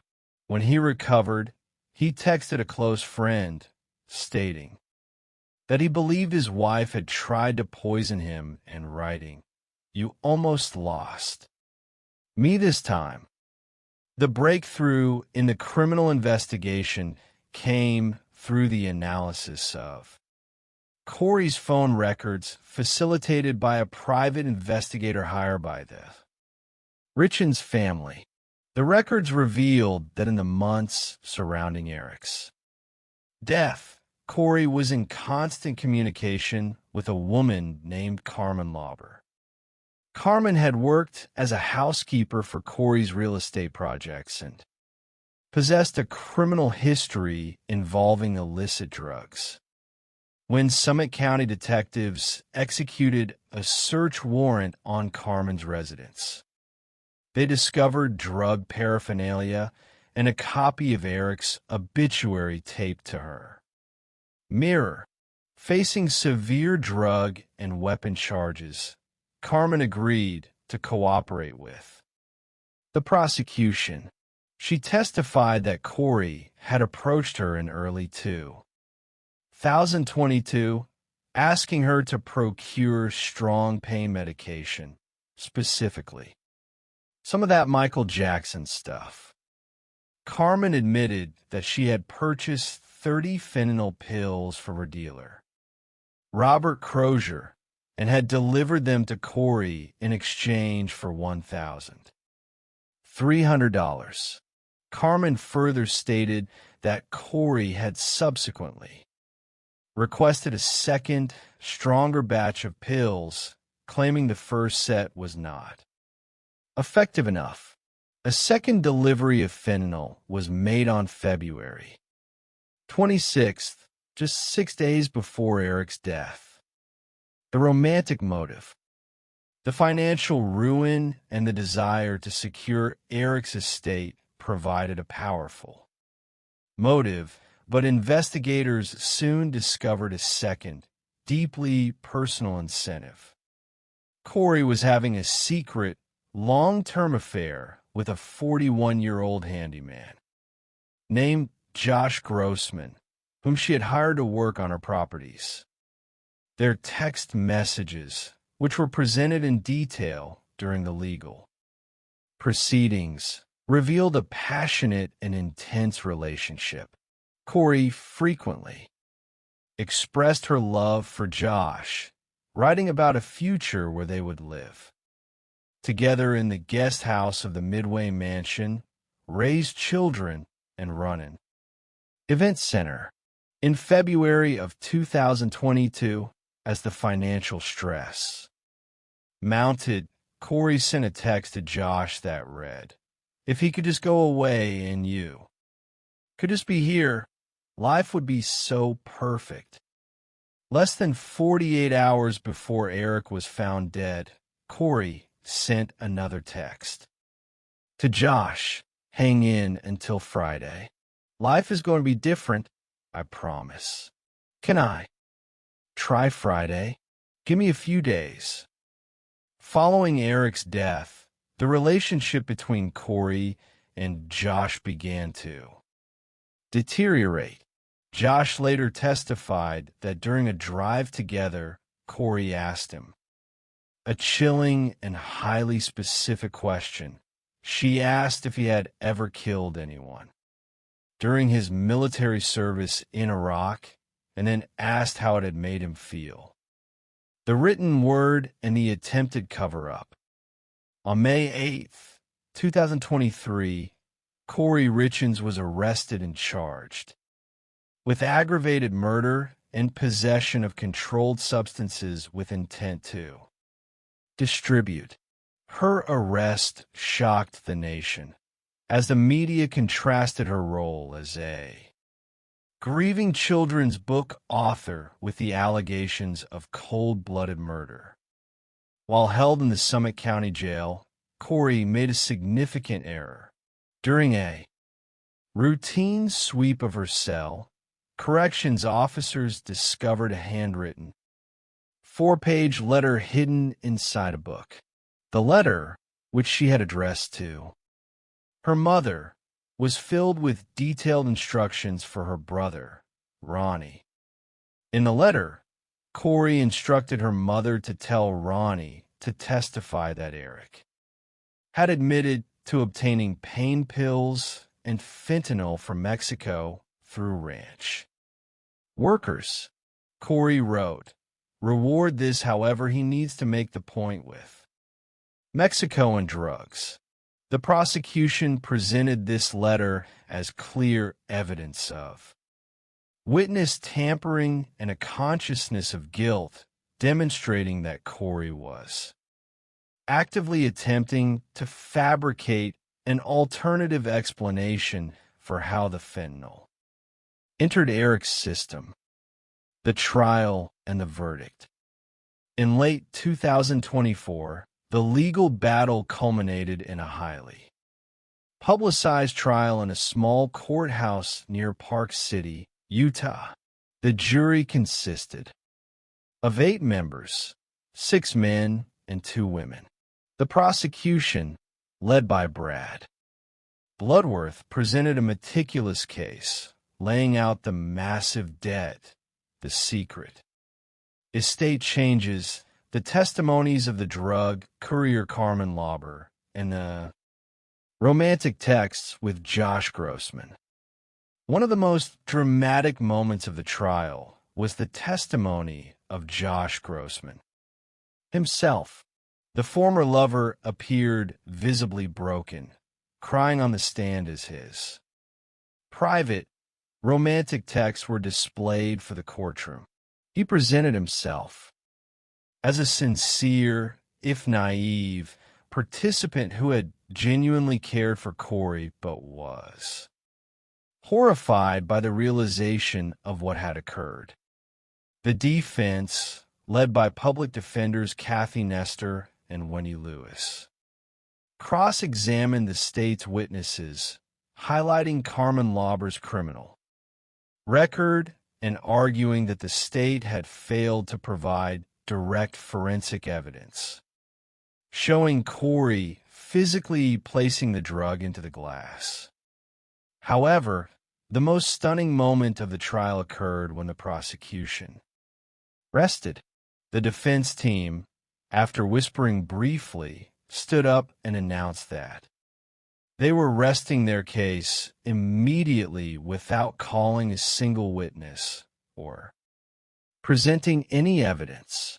They believed that the prosecution had failed to meet the high burden of proof beyond a reasonable doubt, and that presenting a Defense would only expose their own witnesses to damaging cross-examination.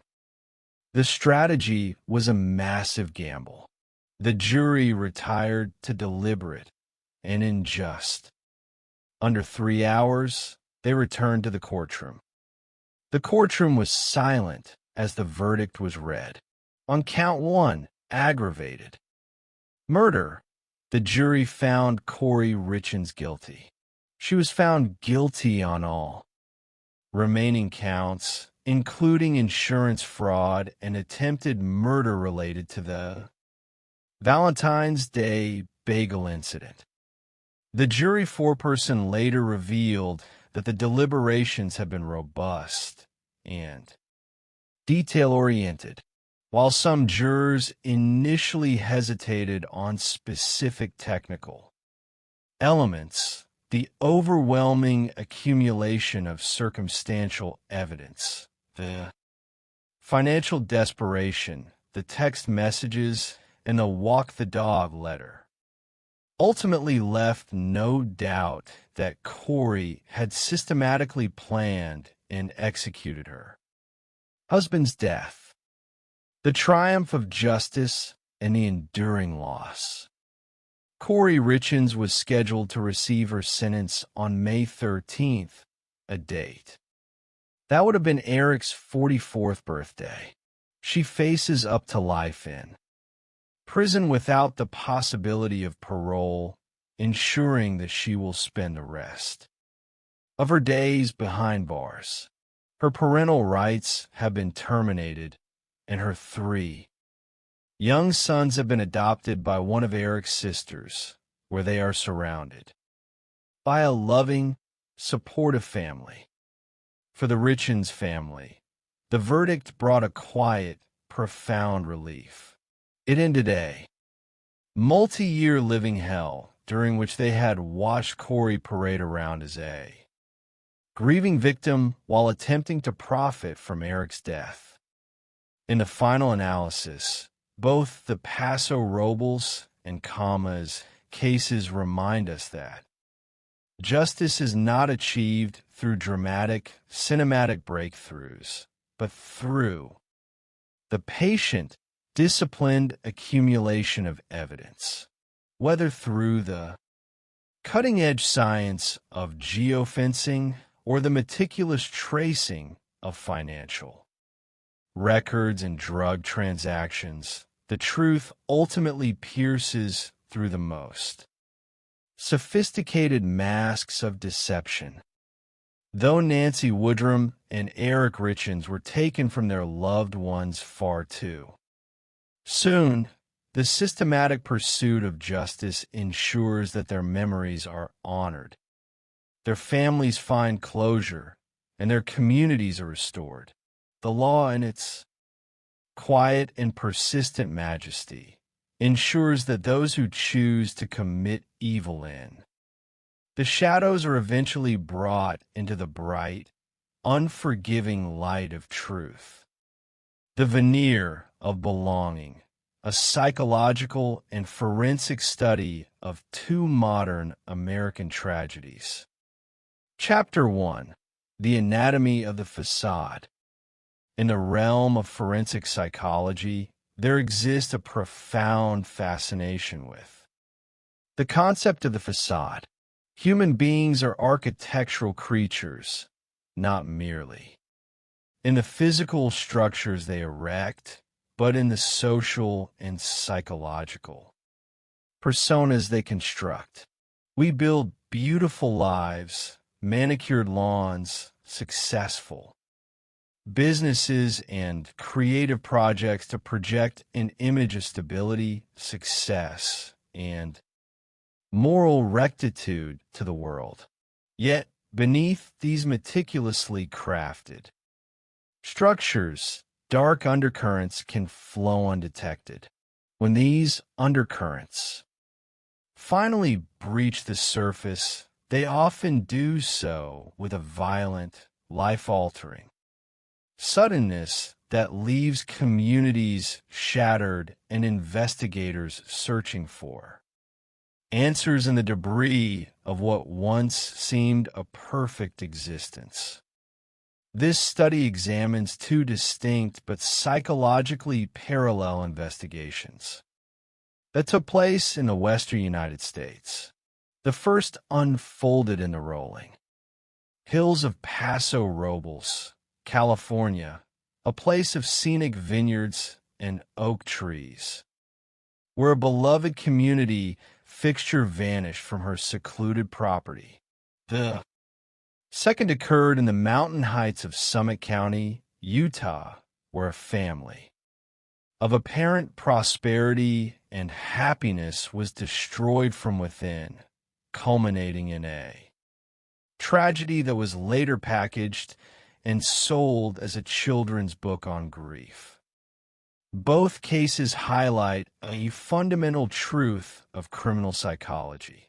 The most dangerous predators are often those who have successfully integrated themselves into the daily rhythms of their victims' lives, whether it is a polite, hardworking craftsman who is welcomed onto a property or a spouse who shares a bed and a bank account.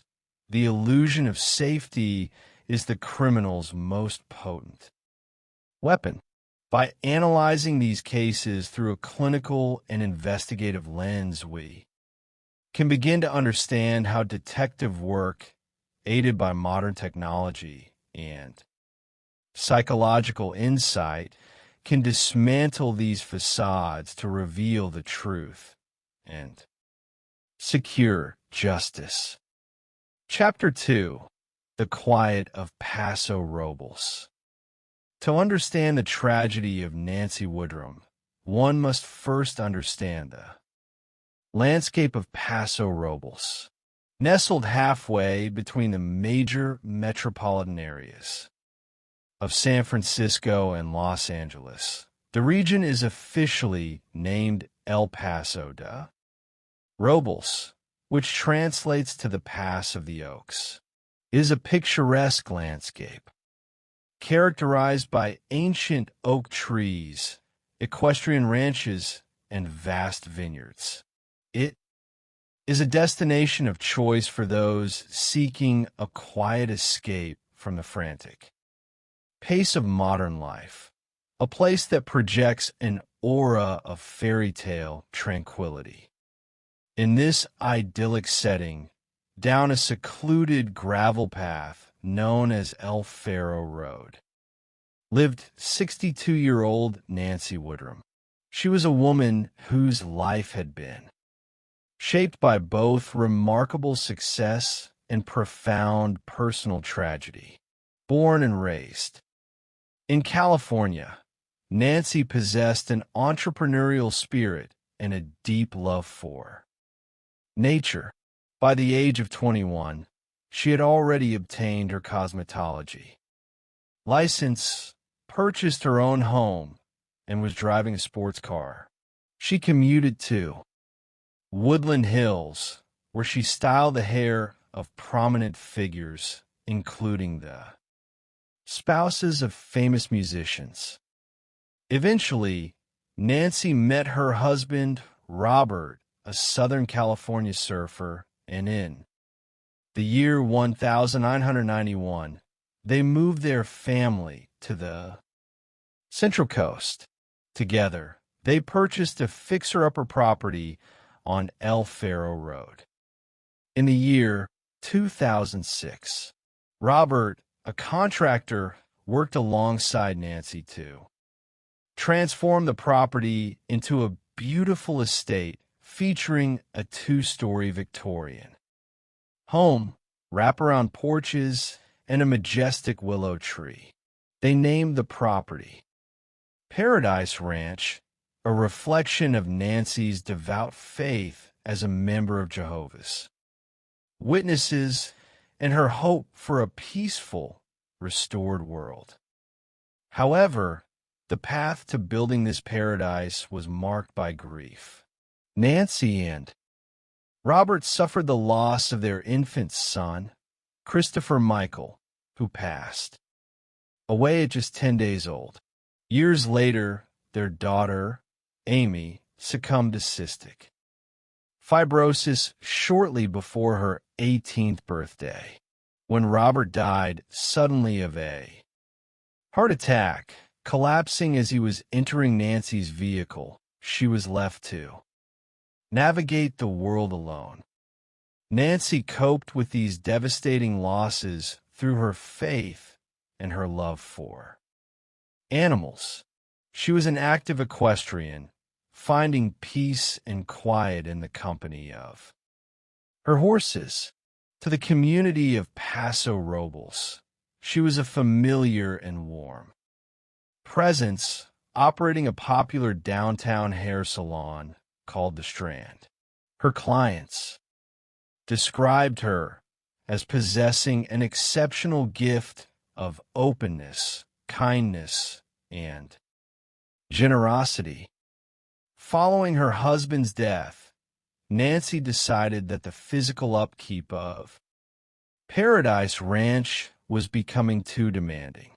She wanted to transition into full-time ministry, teaching others about the Bible and sharing her hope for the future. To prepare the property for sale, she began operating it as a vacation rental and hired various contractors to complete repairs and renovations. On Friday, May 4th, in the year 2018, a group of more than 20 wedding guests checked into Paradise Ranch to celebrate a wedding at a local winery. The main house and the smaller guest house were filled with celebration. Nancy, who was staying in a small, detached apartment on the property, welcomed the guests with her characteristic warmth, greeting the bride with a hug. It was the last time she would be seen alive. Chapter 3: The Intruding Reality. On the morning of Saturday, May 5th, Nancy's daughter, Amanda, received a concerning telephone call.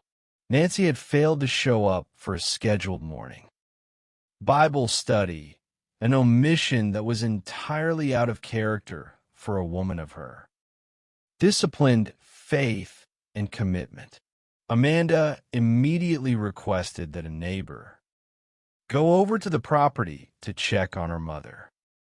The neighbor's report was chilling. The door to Nancy's apartment was wide open. The television was blaring, and there was no sign of Nancy. Amanda rushed to the property. Upon entering her mother's residence, she observed that all of Nancy's personal belongings, including her purse, car keys, cellular phone, and digital tablet, were left behind. Her two vehicles remained parked outside. However, there were disturbing anomalies. A substantial stain was visible on the carpet, and the sheets and bedding were missing from the bed. Upon closer inspection of the walls, Amanda noticed what appeared to be blood spatter. Terrified, she contacted emergency services. When the first responders and detectives from the San Luis Obispo County Sheriff's Office arrived, they immediately recognized that they were standing in a crime scene. Detective Clinton Cole, an experienced investigator with the department, noted the total absence of forced entry, indicating that the intruder had either been known to Nancy or had taken her completely by surprise. The physical evidence inside the small apartment was grim. There were two large blood stains on the floor. On a wooden bench sat Nancy's purse and keys, untouched, eliminating robbery as a primary motive. On the bed, a beige pillow bore a significant amount of blood. An additional spatter was found on a nearby cabinet, the headboard, and the back wall. The scene indicated a violent struggle. It was clear to Detective Cole that Nancy had been assaulted inside her bedroom and removed from the property against her will. As investigators began processing the site, a critical discovery was made. Several miles away, an officer with the California Highway Patrol reported finding discarded bedding and clothing on the side of La Ponza Road, approximately 6 or 7 miles from Nancy's residence. The items included a pillow, a dress, a pair of shorts, a shirt, and a gingham pattern sheet that matched the remaining bedding in Nancy's apartment. The recovered bedding was heavily stained with what appeared to be blood. The discovery shifted the investigation's focus from a search for a missing person to a recovery operation. The condition of the bedding suggested that Nancy had been wrapped in the sheets to be transported either while severely injured or already deceased. Amanda confirmed that the recovered clothing belonged to her mother. Back at Paradise Ranch, detectives faced an immediate and complex challenge. The property was currently occupied by more than 20 wedding guests. These individuals, who had traveled from various locations to celebrate a joyous occasion, suddenly found themselves isolated within a taped-off crime scene, subjected to interrogation as potential suspects.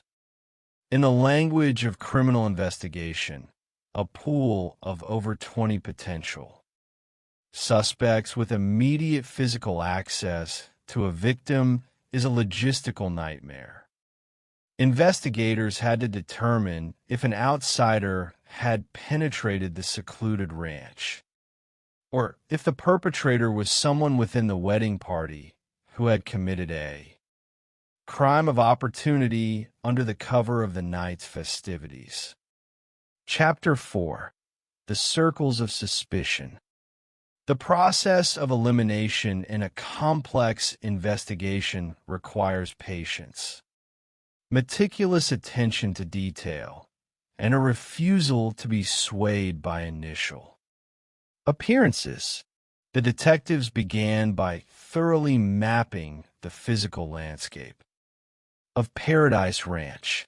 In the driveway near Nancy's apartment, they noticed fresh tire tracks and what appeared to be scuffle marks in the dirt, as if two people had engaged in a struggle.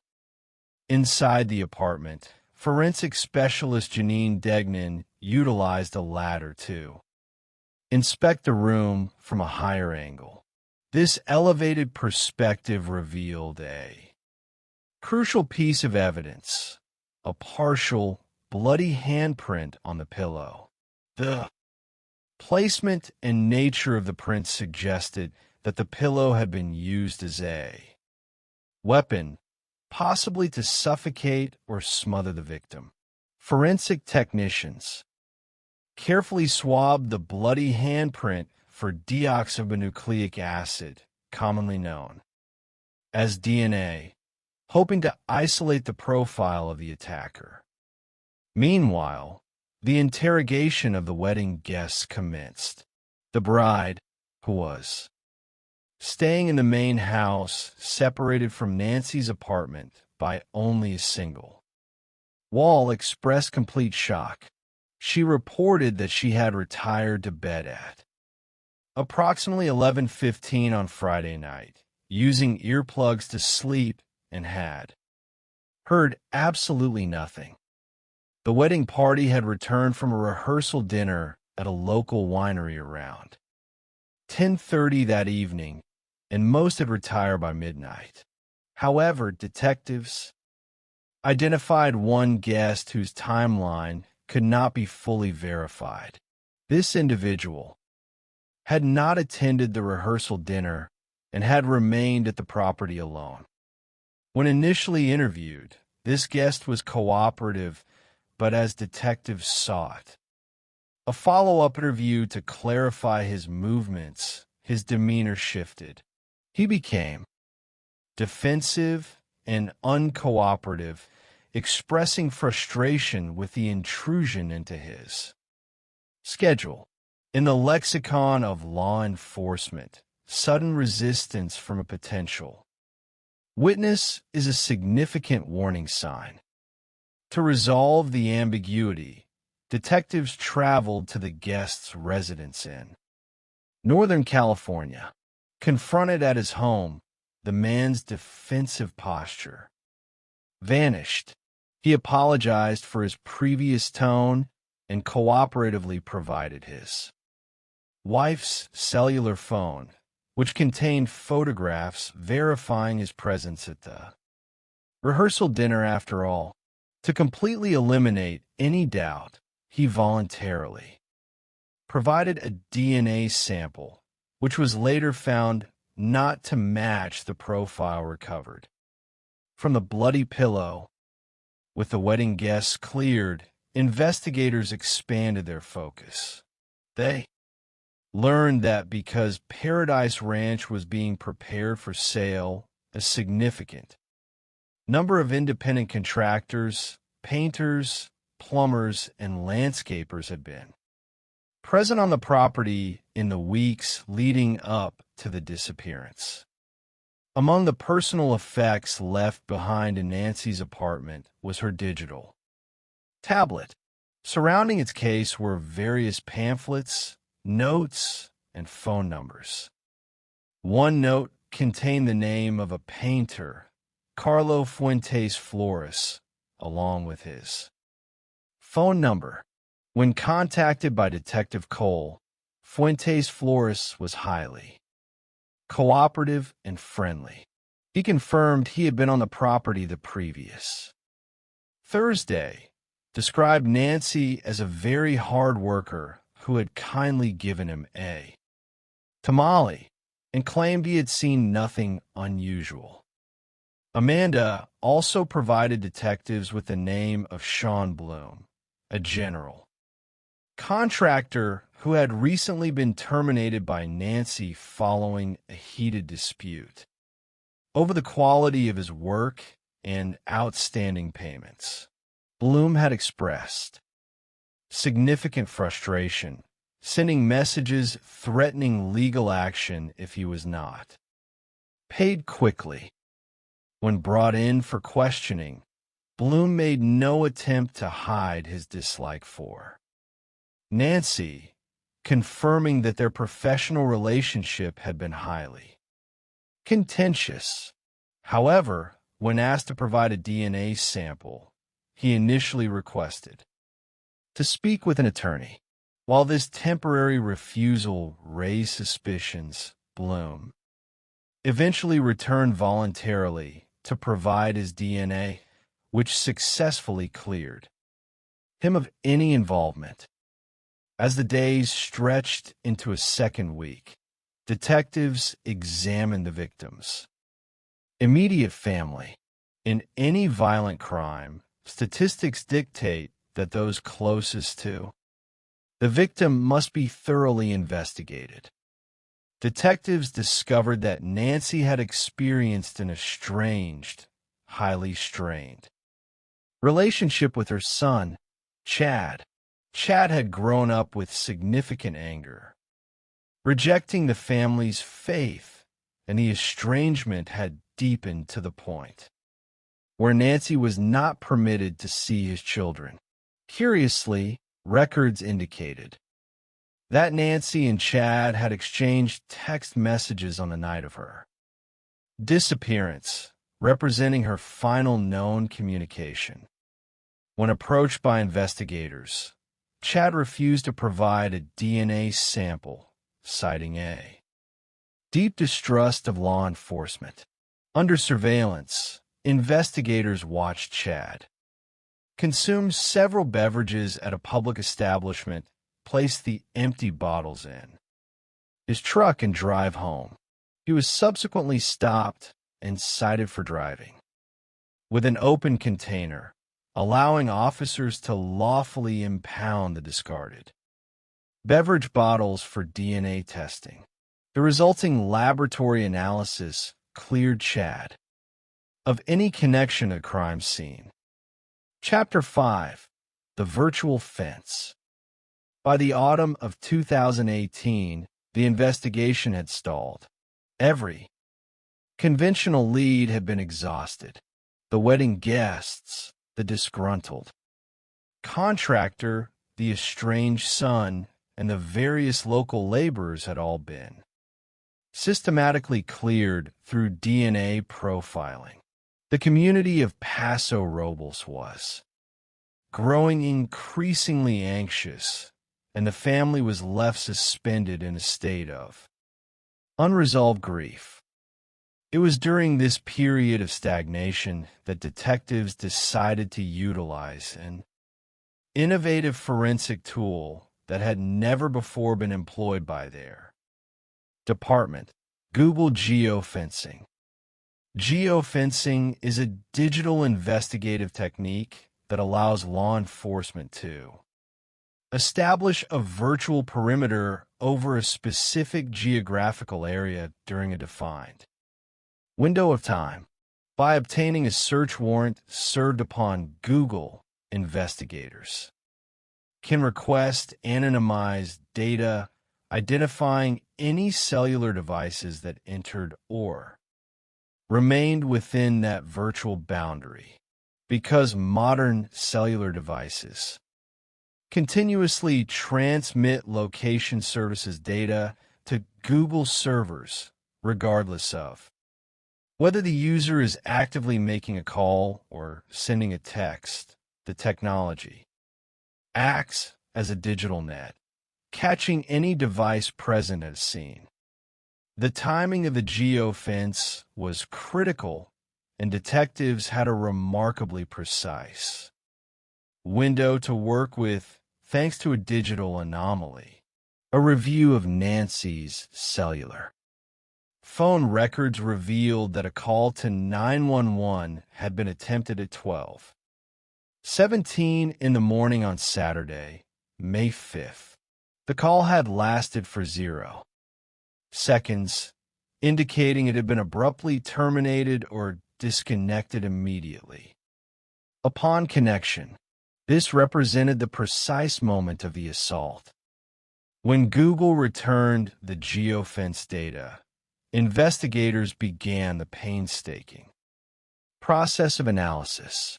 The data revealed several devices within the perimeter, most of which were easily mapped to the sleeping wedding guests in the main house. However, as detectives focused on the precise coordinates of Nancy's detached apartment, they observed a single distinct device pinging within her home. The device had entered the perimeter and registered inside Nancy's residence at 1:33 in the morning and again at 1:52 in the morning. These times aligned with the period immediately following the initial assault, when the perpetrator would have been preparing to transport her body. Through a subsequent search warrant for subscriber information Google provided, the identity of the account holder associated with that specific device. The name that appeared on the document was one the detectives already knew: Carlo Fuentes Flores. The revelation was a significant psychological turning point for the investigators. Fuentes Flores was the mild-mannered painter who had been so cooperative during his initial phone interview.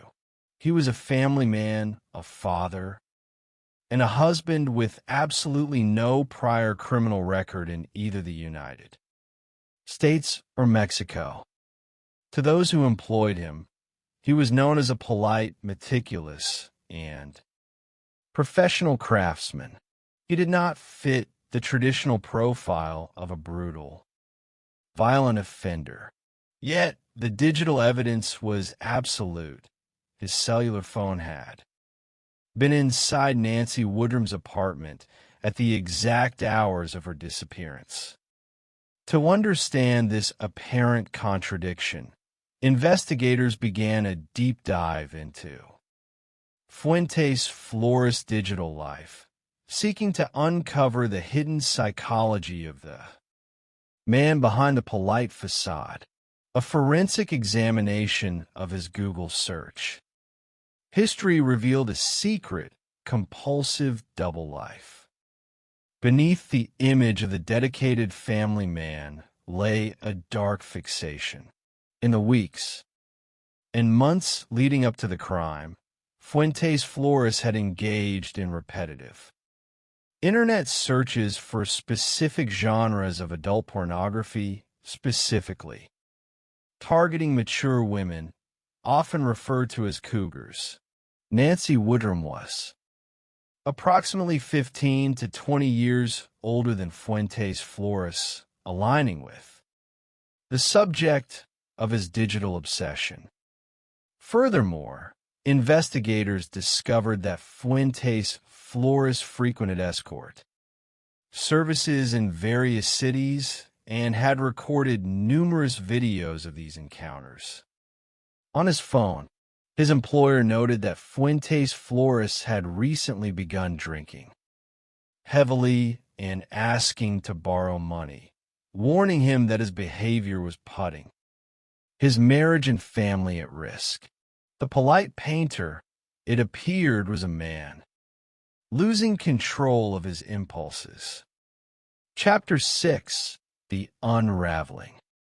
Despite the compelling digital evidence, investigators knew that a geofence hit and a search history were not enough to secure a conviction for murder. They needed physical evidence linking Fuentes Flores directly to the violent assault. They needed his DNA. To obtain it without alerting him to their suspicions, the San Luis Obispo County Sheriff's Office deployed a specialized surveillance unit. Investigators followed Fuentes Flores as he went about his daily routine, waiting for an opportunity to recover a discarded item containing his genetic material. The opportunity arose when Fuentes Flores sat down for lunch with his wife at a local restaurant. He ordered a bottled beverage, and when the couple departed, he left the empty bottle on the table because the item had been discarded in a public place. Investigators were legally permitted to retrieve it without a warrant. The bottle was immediately transported to the forensic laboratory. The results of the laboratory analysis were definitive. The DNA recovered from the discarded beverage bottle was a perfect match for the DNA isolated from the bloody handprint on the pillow in Nancy Woodrum's bedroom. The digital, behavioral, and physical evidence had converged. On the morning of the interrogation, Fuentes Flores arrived at the sheriff's station, believing he was merely assisting with a routine follow-up inquiry. The interrogation was led by Detective Cole and his partner, who designed strategy to slowly draw Fuentes Flores into the reality of what they knew. Initially, Fuentes Flores maintained his pleasant, cooperative demeanor.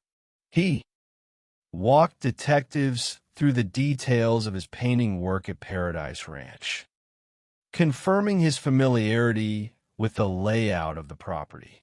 However, when shown photographs of the various structures, he claimed he had no knowledge of where Nancy actually slept, asserting that he believed she stayed in the main house. Detectives carefully allowed him to establish this falsehood. They asked him if he had heard anything about her disappearance, to which he replied that he had only heard rumors from his employer. Then the pressure was systematically applied. Detectives asked him directly if he had been involved in Nancy's disappearance. Fuentes Flores denied it, offering a polite smile. At that moment, the investigators revealed their hand.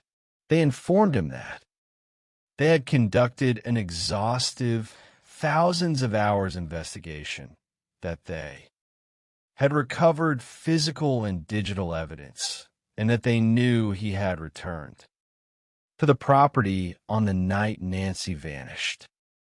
The psychological impact of this revelation was immediate and visible. Fuentes Flores' posture slumped, his breathing quickened, and his pleasant facade disintegrated. He stared at the detectives, realized the futility of further denial, and said, "I made a mistake." What followed was a masterclass in the evolving psychology of a confession. Fuentes Flores initially attempted to minimize his culpability, presenting a highly improbable scenario. He claimed that he had returned to Paradise Ranch late at night to retrieve a ladder for an upcoming job. He asserted that as he was backing his truck up to load the ladder, Nancy had unexpectedly walked behind his vehicle, and he had accidentally run her over. He claimed he had carried her back inside her apartment to help her, where she subsequently collapsed. Detectives immediately challenged this narrative, pointing out that an accidental vehicular collision does not explain the presence of high-velocity blood spatter on the bedroom walls, nor does it explain the bloody handprint on a pillow.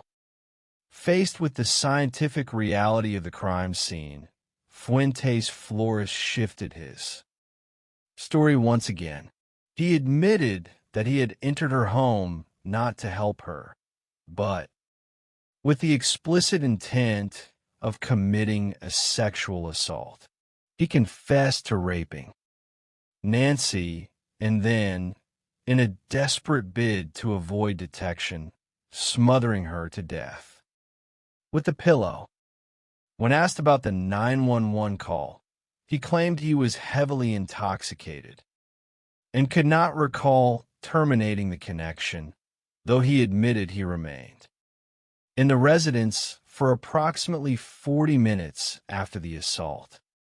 The final, critical question remained: where was Nancy? Chapter 7. The Carrizo Plain. In a stunning turn during the interrogation, Fuentes Flores offered to personally lead detectives to the location where he had concealed Nancy's body. He was placed in an unmarked vehicle, directing a convoy of investigators due east, away from the rolling hills of Paso Robles and toward the arid, desolate expanse of the Carrizo Plain. The journey lasted over an hour, transitioning from fertile agricultural land to a stark, desert topography near the border of Kern County. The vastness of the landscape filled the detectives with apprehension, finding remains in such an expansive, wild area is notoriously difficult, particularly after months of exposure to the elements and native wildlife. Fuentes Flores' demeanor during the drive was quiet and subdued. He expressed a desire to clear his conscience, stating that the secret had been destroying him. However, when they arrived in the desert, his memory began to falter. The landscape was repetitive, characterized by dry brush and rolling dirt paths. He stopped the vehicle at several different locations, walking in circles, unable to identify the precise spot. As daylight began to fade and the temperature plummeted, doubt crept into the minds of the search team. They began to wonder if Fuentes Flores was playing a psychological game, or if the passage of time had truly erased his landmarks. At the fifth location, Detective Cole looked off to the right, away from the dirt road. Approximately 15 yards into the brush, he noticed a small pile of rocks that appeared entirely out of place in the natural landscape. The rocks, ranging from 6 to 8 inches in size, were stacked in a crude circle. Cole pointed to the rocks and asked Fuentes Flores if they were the ones he had described. Fuentes Flores looked over, fell to his knees, and began to weep, confirming the location. Upon approaching the site, investigators discovered a grim scene. The local wildlife had heavily disturbed the remains. A human skull was visible along, with a partial leg bone and several vertebrae scattered nearby. The recovery was a somber and emotionally draining process for the detectives. The cruelty of the crime was emphasized by the realization that Fuentes Flores had not even afforded his victim the dignity of a shallow grave, simply covering her body with a light layer of brush and a few rocks in a remote wilderness. Following the recovery, Fuentes Flores made a bizarre request to the detectives, asking them to speak to his young daughter and explain that he had made a huge mistake. It was a final, desperate attempt to preserve some shred of his paternal identity, even as he was being escorted to a cell he would never leave. In January of the year 2022, the case was set for trial. Although Fuentes Flores had confessed, his defense team mounted a vigorous effort to suppress the recorded interrogation. They argued that because Fuentes Flores was a native Spanish speaker, his constitutional rights had been violated, because the Miranda warnings had not been administered in Spanish. However, the prosecution successfully demonstrated that Fuentes Flores possessed an excellent command of the English language, speaking it fluently with his wife and employers. The judge denied the motion to suppress, ruling that the detectives had meticulously preserved his rights. Faced with the admissibility of his full confession, Fuentes Flores chose to enter a slow plea. Under this legal arrangement, the defendant waives his right to a jury trial, allowing the judge to review the evidence and render a verdict, thereby avoiding the publicity of a full trial while preserving specific rights of appeal. The judge reviewed the extensive evidence, including the geofence records, the DNA analysis, and the confession, and found Fuentes Flores guilty of first-degree murder with the special circumstance of commit during a rape.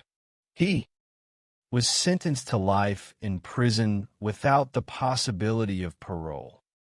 For Amanda and the community of Paso Robles, the conviction brought a measure of justice, though not closure. Nancy Woodrum, a woman who had survived the loss of her husband and 2 children, a woman of deep faith and boundless generosity, had her life senselessly stolen by a man she had treated with kindness.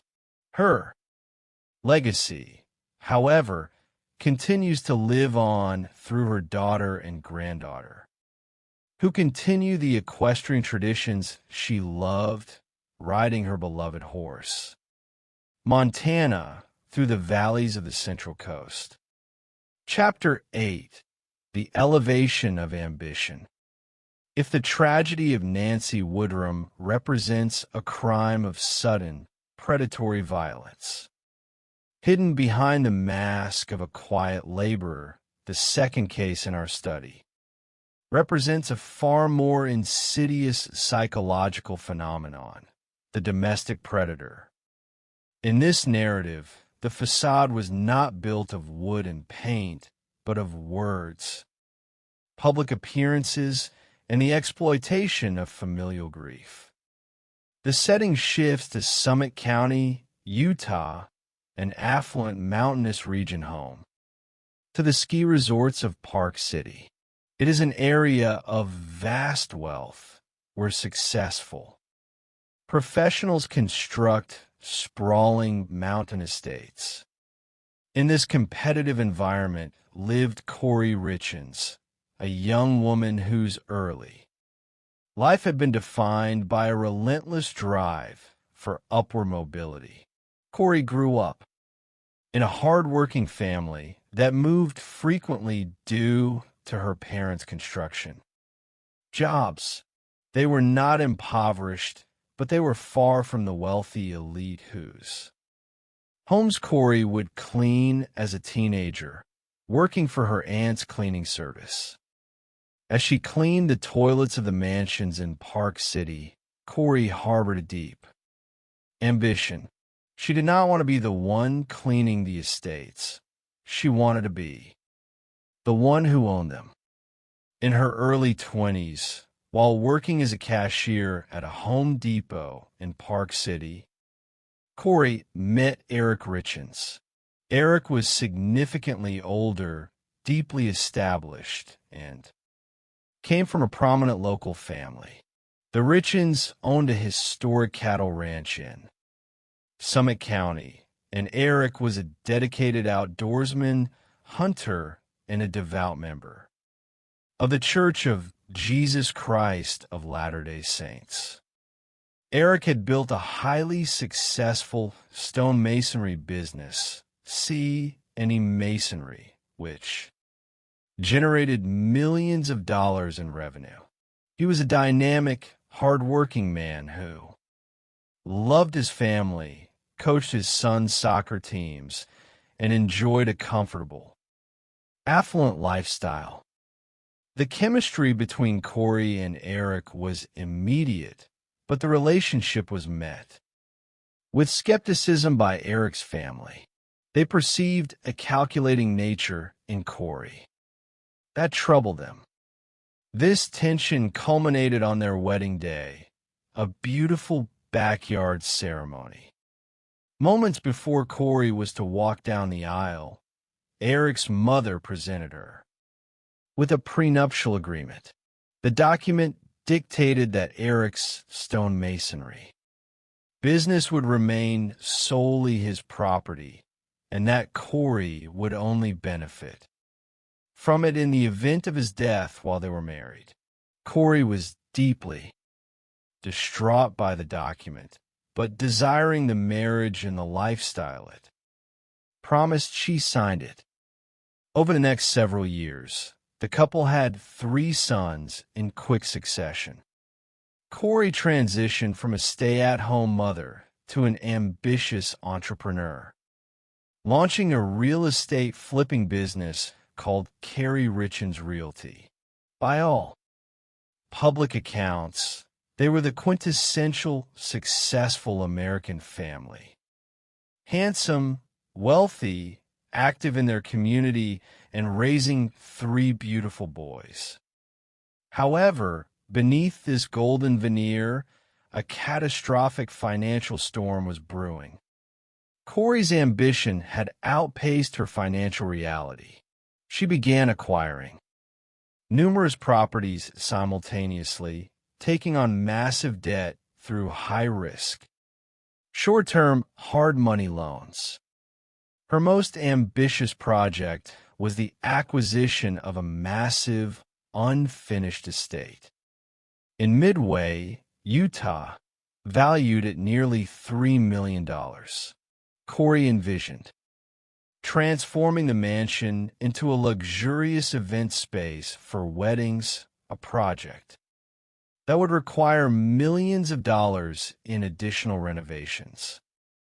To fund her escalating debts, Corey began engaging in unauthorized financial transactions.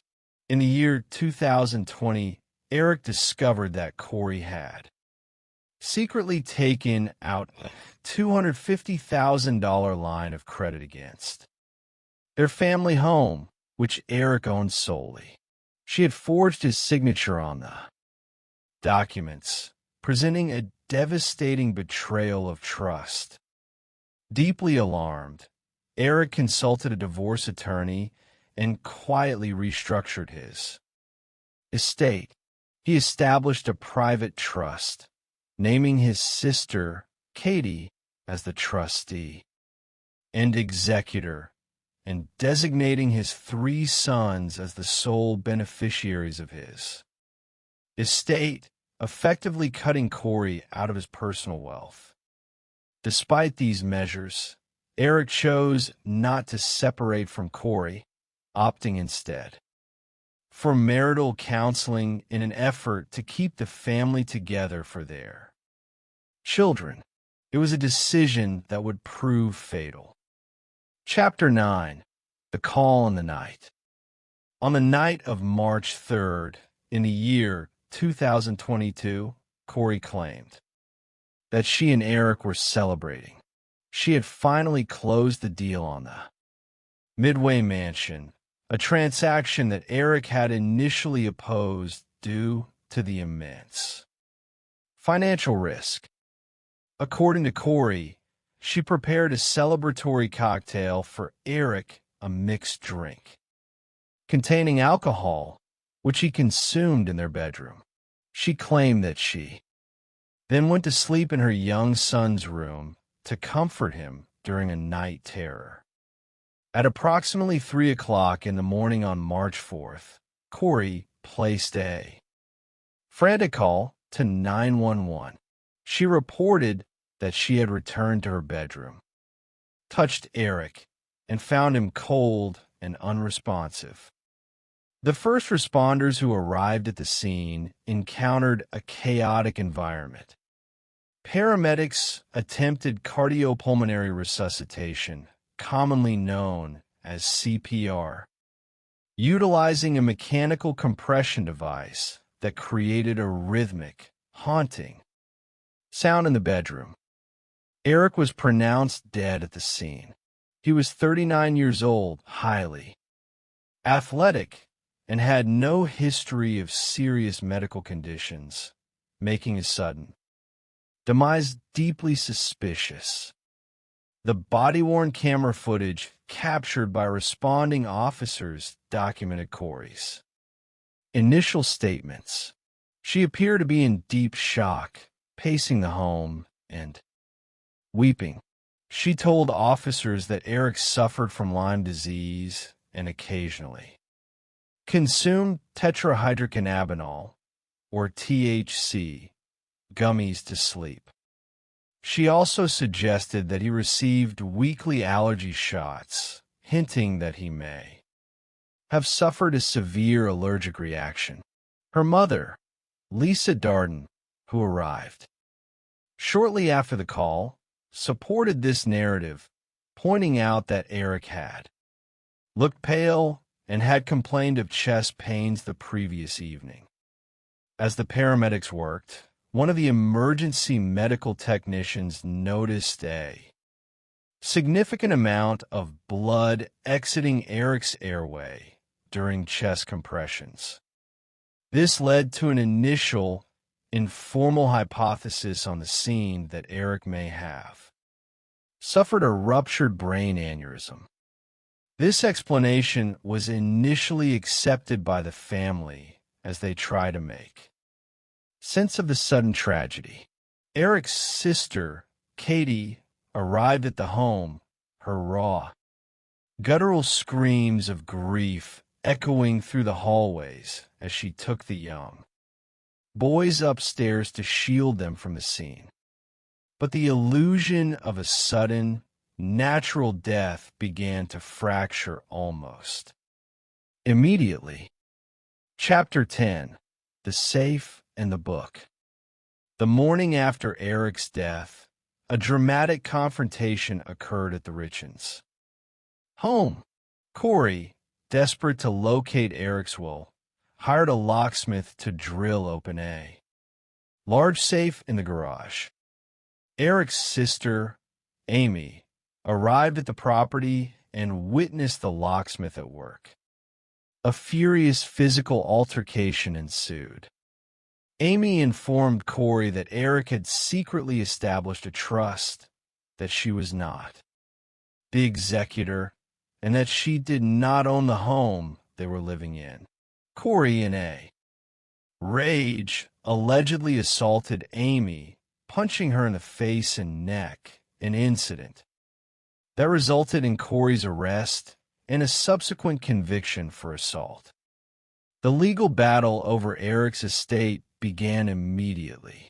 Corey filed a civil lawsuit disputing the validity of the trust, desperate to access the funds she believed she was owed under the prenuptial agreement. Meanwhile, she had to manage the public perception of her grief, seeking a way to cope and perhaps to construct a new public persona as a tragic, resilient widow. Corey began writing a children's book. The book, titled Are You With Me?, was self-published in early 2023. It was a touching story designed to help children navigate the loss of a parent. The first half of the book, written from child perspective, features a young boy wondering if his deceased father is still present at his soccer games and daily activities. The second half of the book transitions to the father's perspective, reassuring the child that although he cannot be seen, he is cheering from the sidelines and watching over them. The book featured a drawing of Corey, Eric, their 3 sons, and their dog, and was dedicated to my amazing husband. In March of 2023, Corey embarked on a media tour to promote the book. She appeared on local television programs, presenting herself as a vulnerable, grieving mother who was simply trying to help her children process their immense loss. She spoke eloquently about the challenges of being a young widow and the importance of recognizing that a loved one's presence remains even after their physical departure. The public image was perfect, a brave, beautiful entrepreneur turning her personal tragedy into a source of comfort for others. But behind the scenes, the forensic laboratory was about to deliver a report that would shatter her carefully constructed reality. Chapter 11. The Chemical Signature. The results of Eric Richens' autopsy and toxicology report were shocking. The medical examiner determined that Eric had not died of an aneurysm, nor had he suffered an allergic reaction.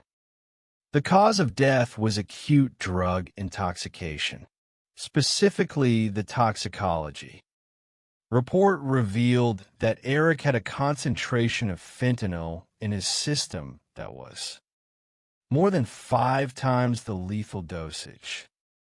Furthermore, the laboratory identified the substance as illicitly manufactured fentanyl rather than medical grade pharmaceutical fentanyl.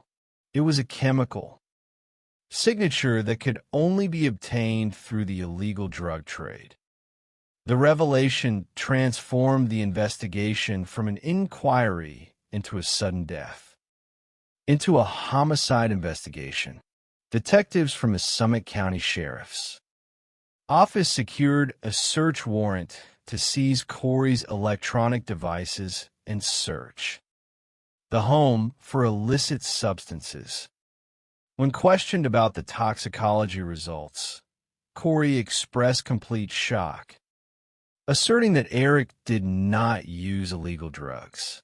She even contacted the chief medical examiner directly, asking detailed questions about the stomach contents and the specific chemical variants of fentanyl found in his system, attempting to project the image of an active, concerned seeker of truth.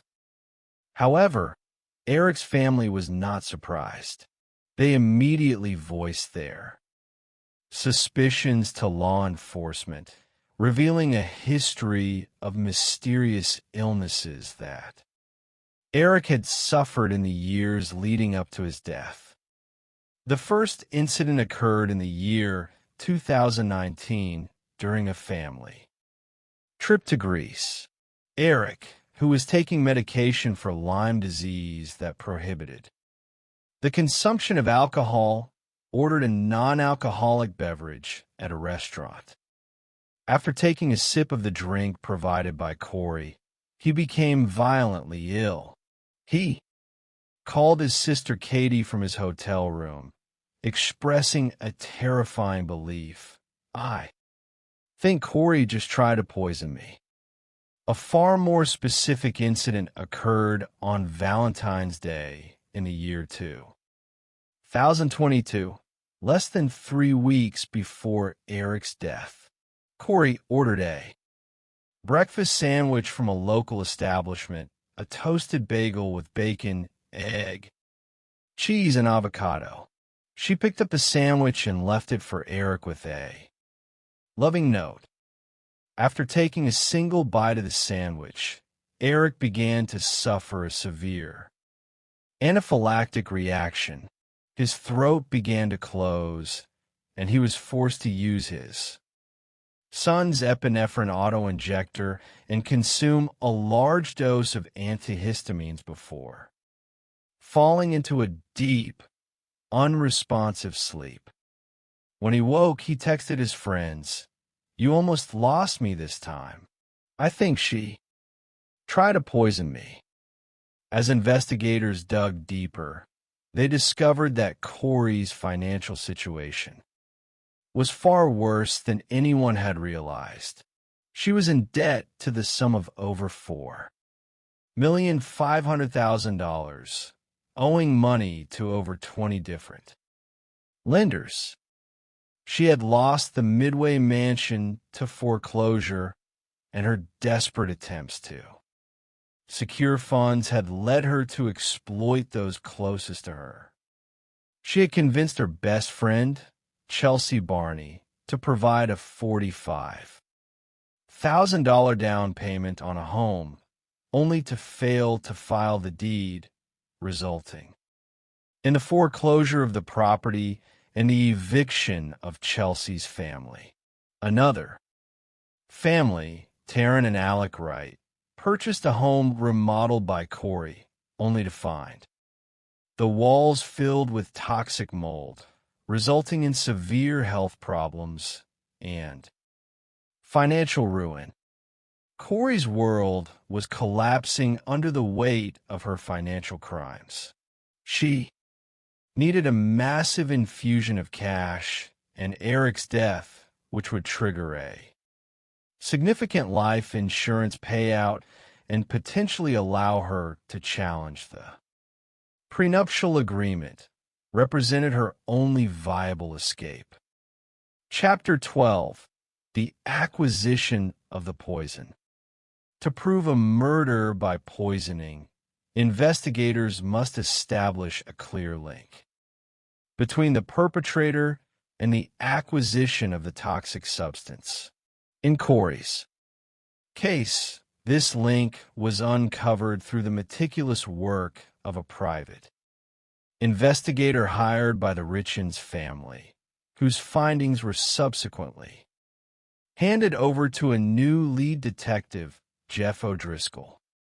The private investigator conducted a comprehensive analysis of Corey's phone records, identifying 3 individuals with whom she communicated constantly. During the weeks surrounding Eric's death, her husband, her mother, and a woman named Carmen Lauber. Lauber was an independent cleaner who had worked on several of Corey's real estate projects. She was also a woman with an extensive history of drug-related offenses. Detective O'Driscoll recognized Lauber as a critical vulnerability in Corey's defense. He initiated a search of Lauber's trash, discovering drug paraphernalia that constituted a violation of her probation. Armed with a search warrant, detectives entered Lauber's home. During the search, investigators made an extraordinary discovery. Taped to a mirror in Lauber's residence was a copy of Eric Richens' obituary. Faced with the prospect of multiple felony drug and weapon charges that could carry a sentence of life in prison, Lauber agreed to cooperate with the prosecution in exchange for immunity. Lauber's testimony provided the missing piece of the puzzle. She revealed that in early 2022, Corey had contacted her, asking if she could procure strong prescription pain medication for an investor who had suffered a back injury. Lauber agreed and obtained a prescription opioid, which she delivered to Corey. A week later, Corey contacted Lauber again, requesting something much stronger, specifically asking for some of that Mexican stuff, which Lauber understood too. Fentanyl.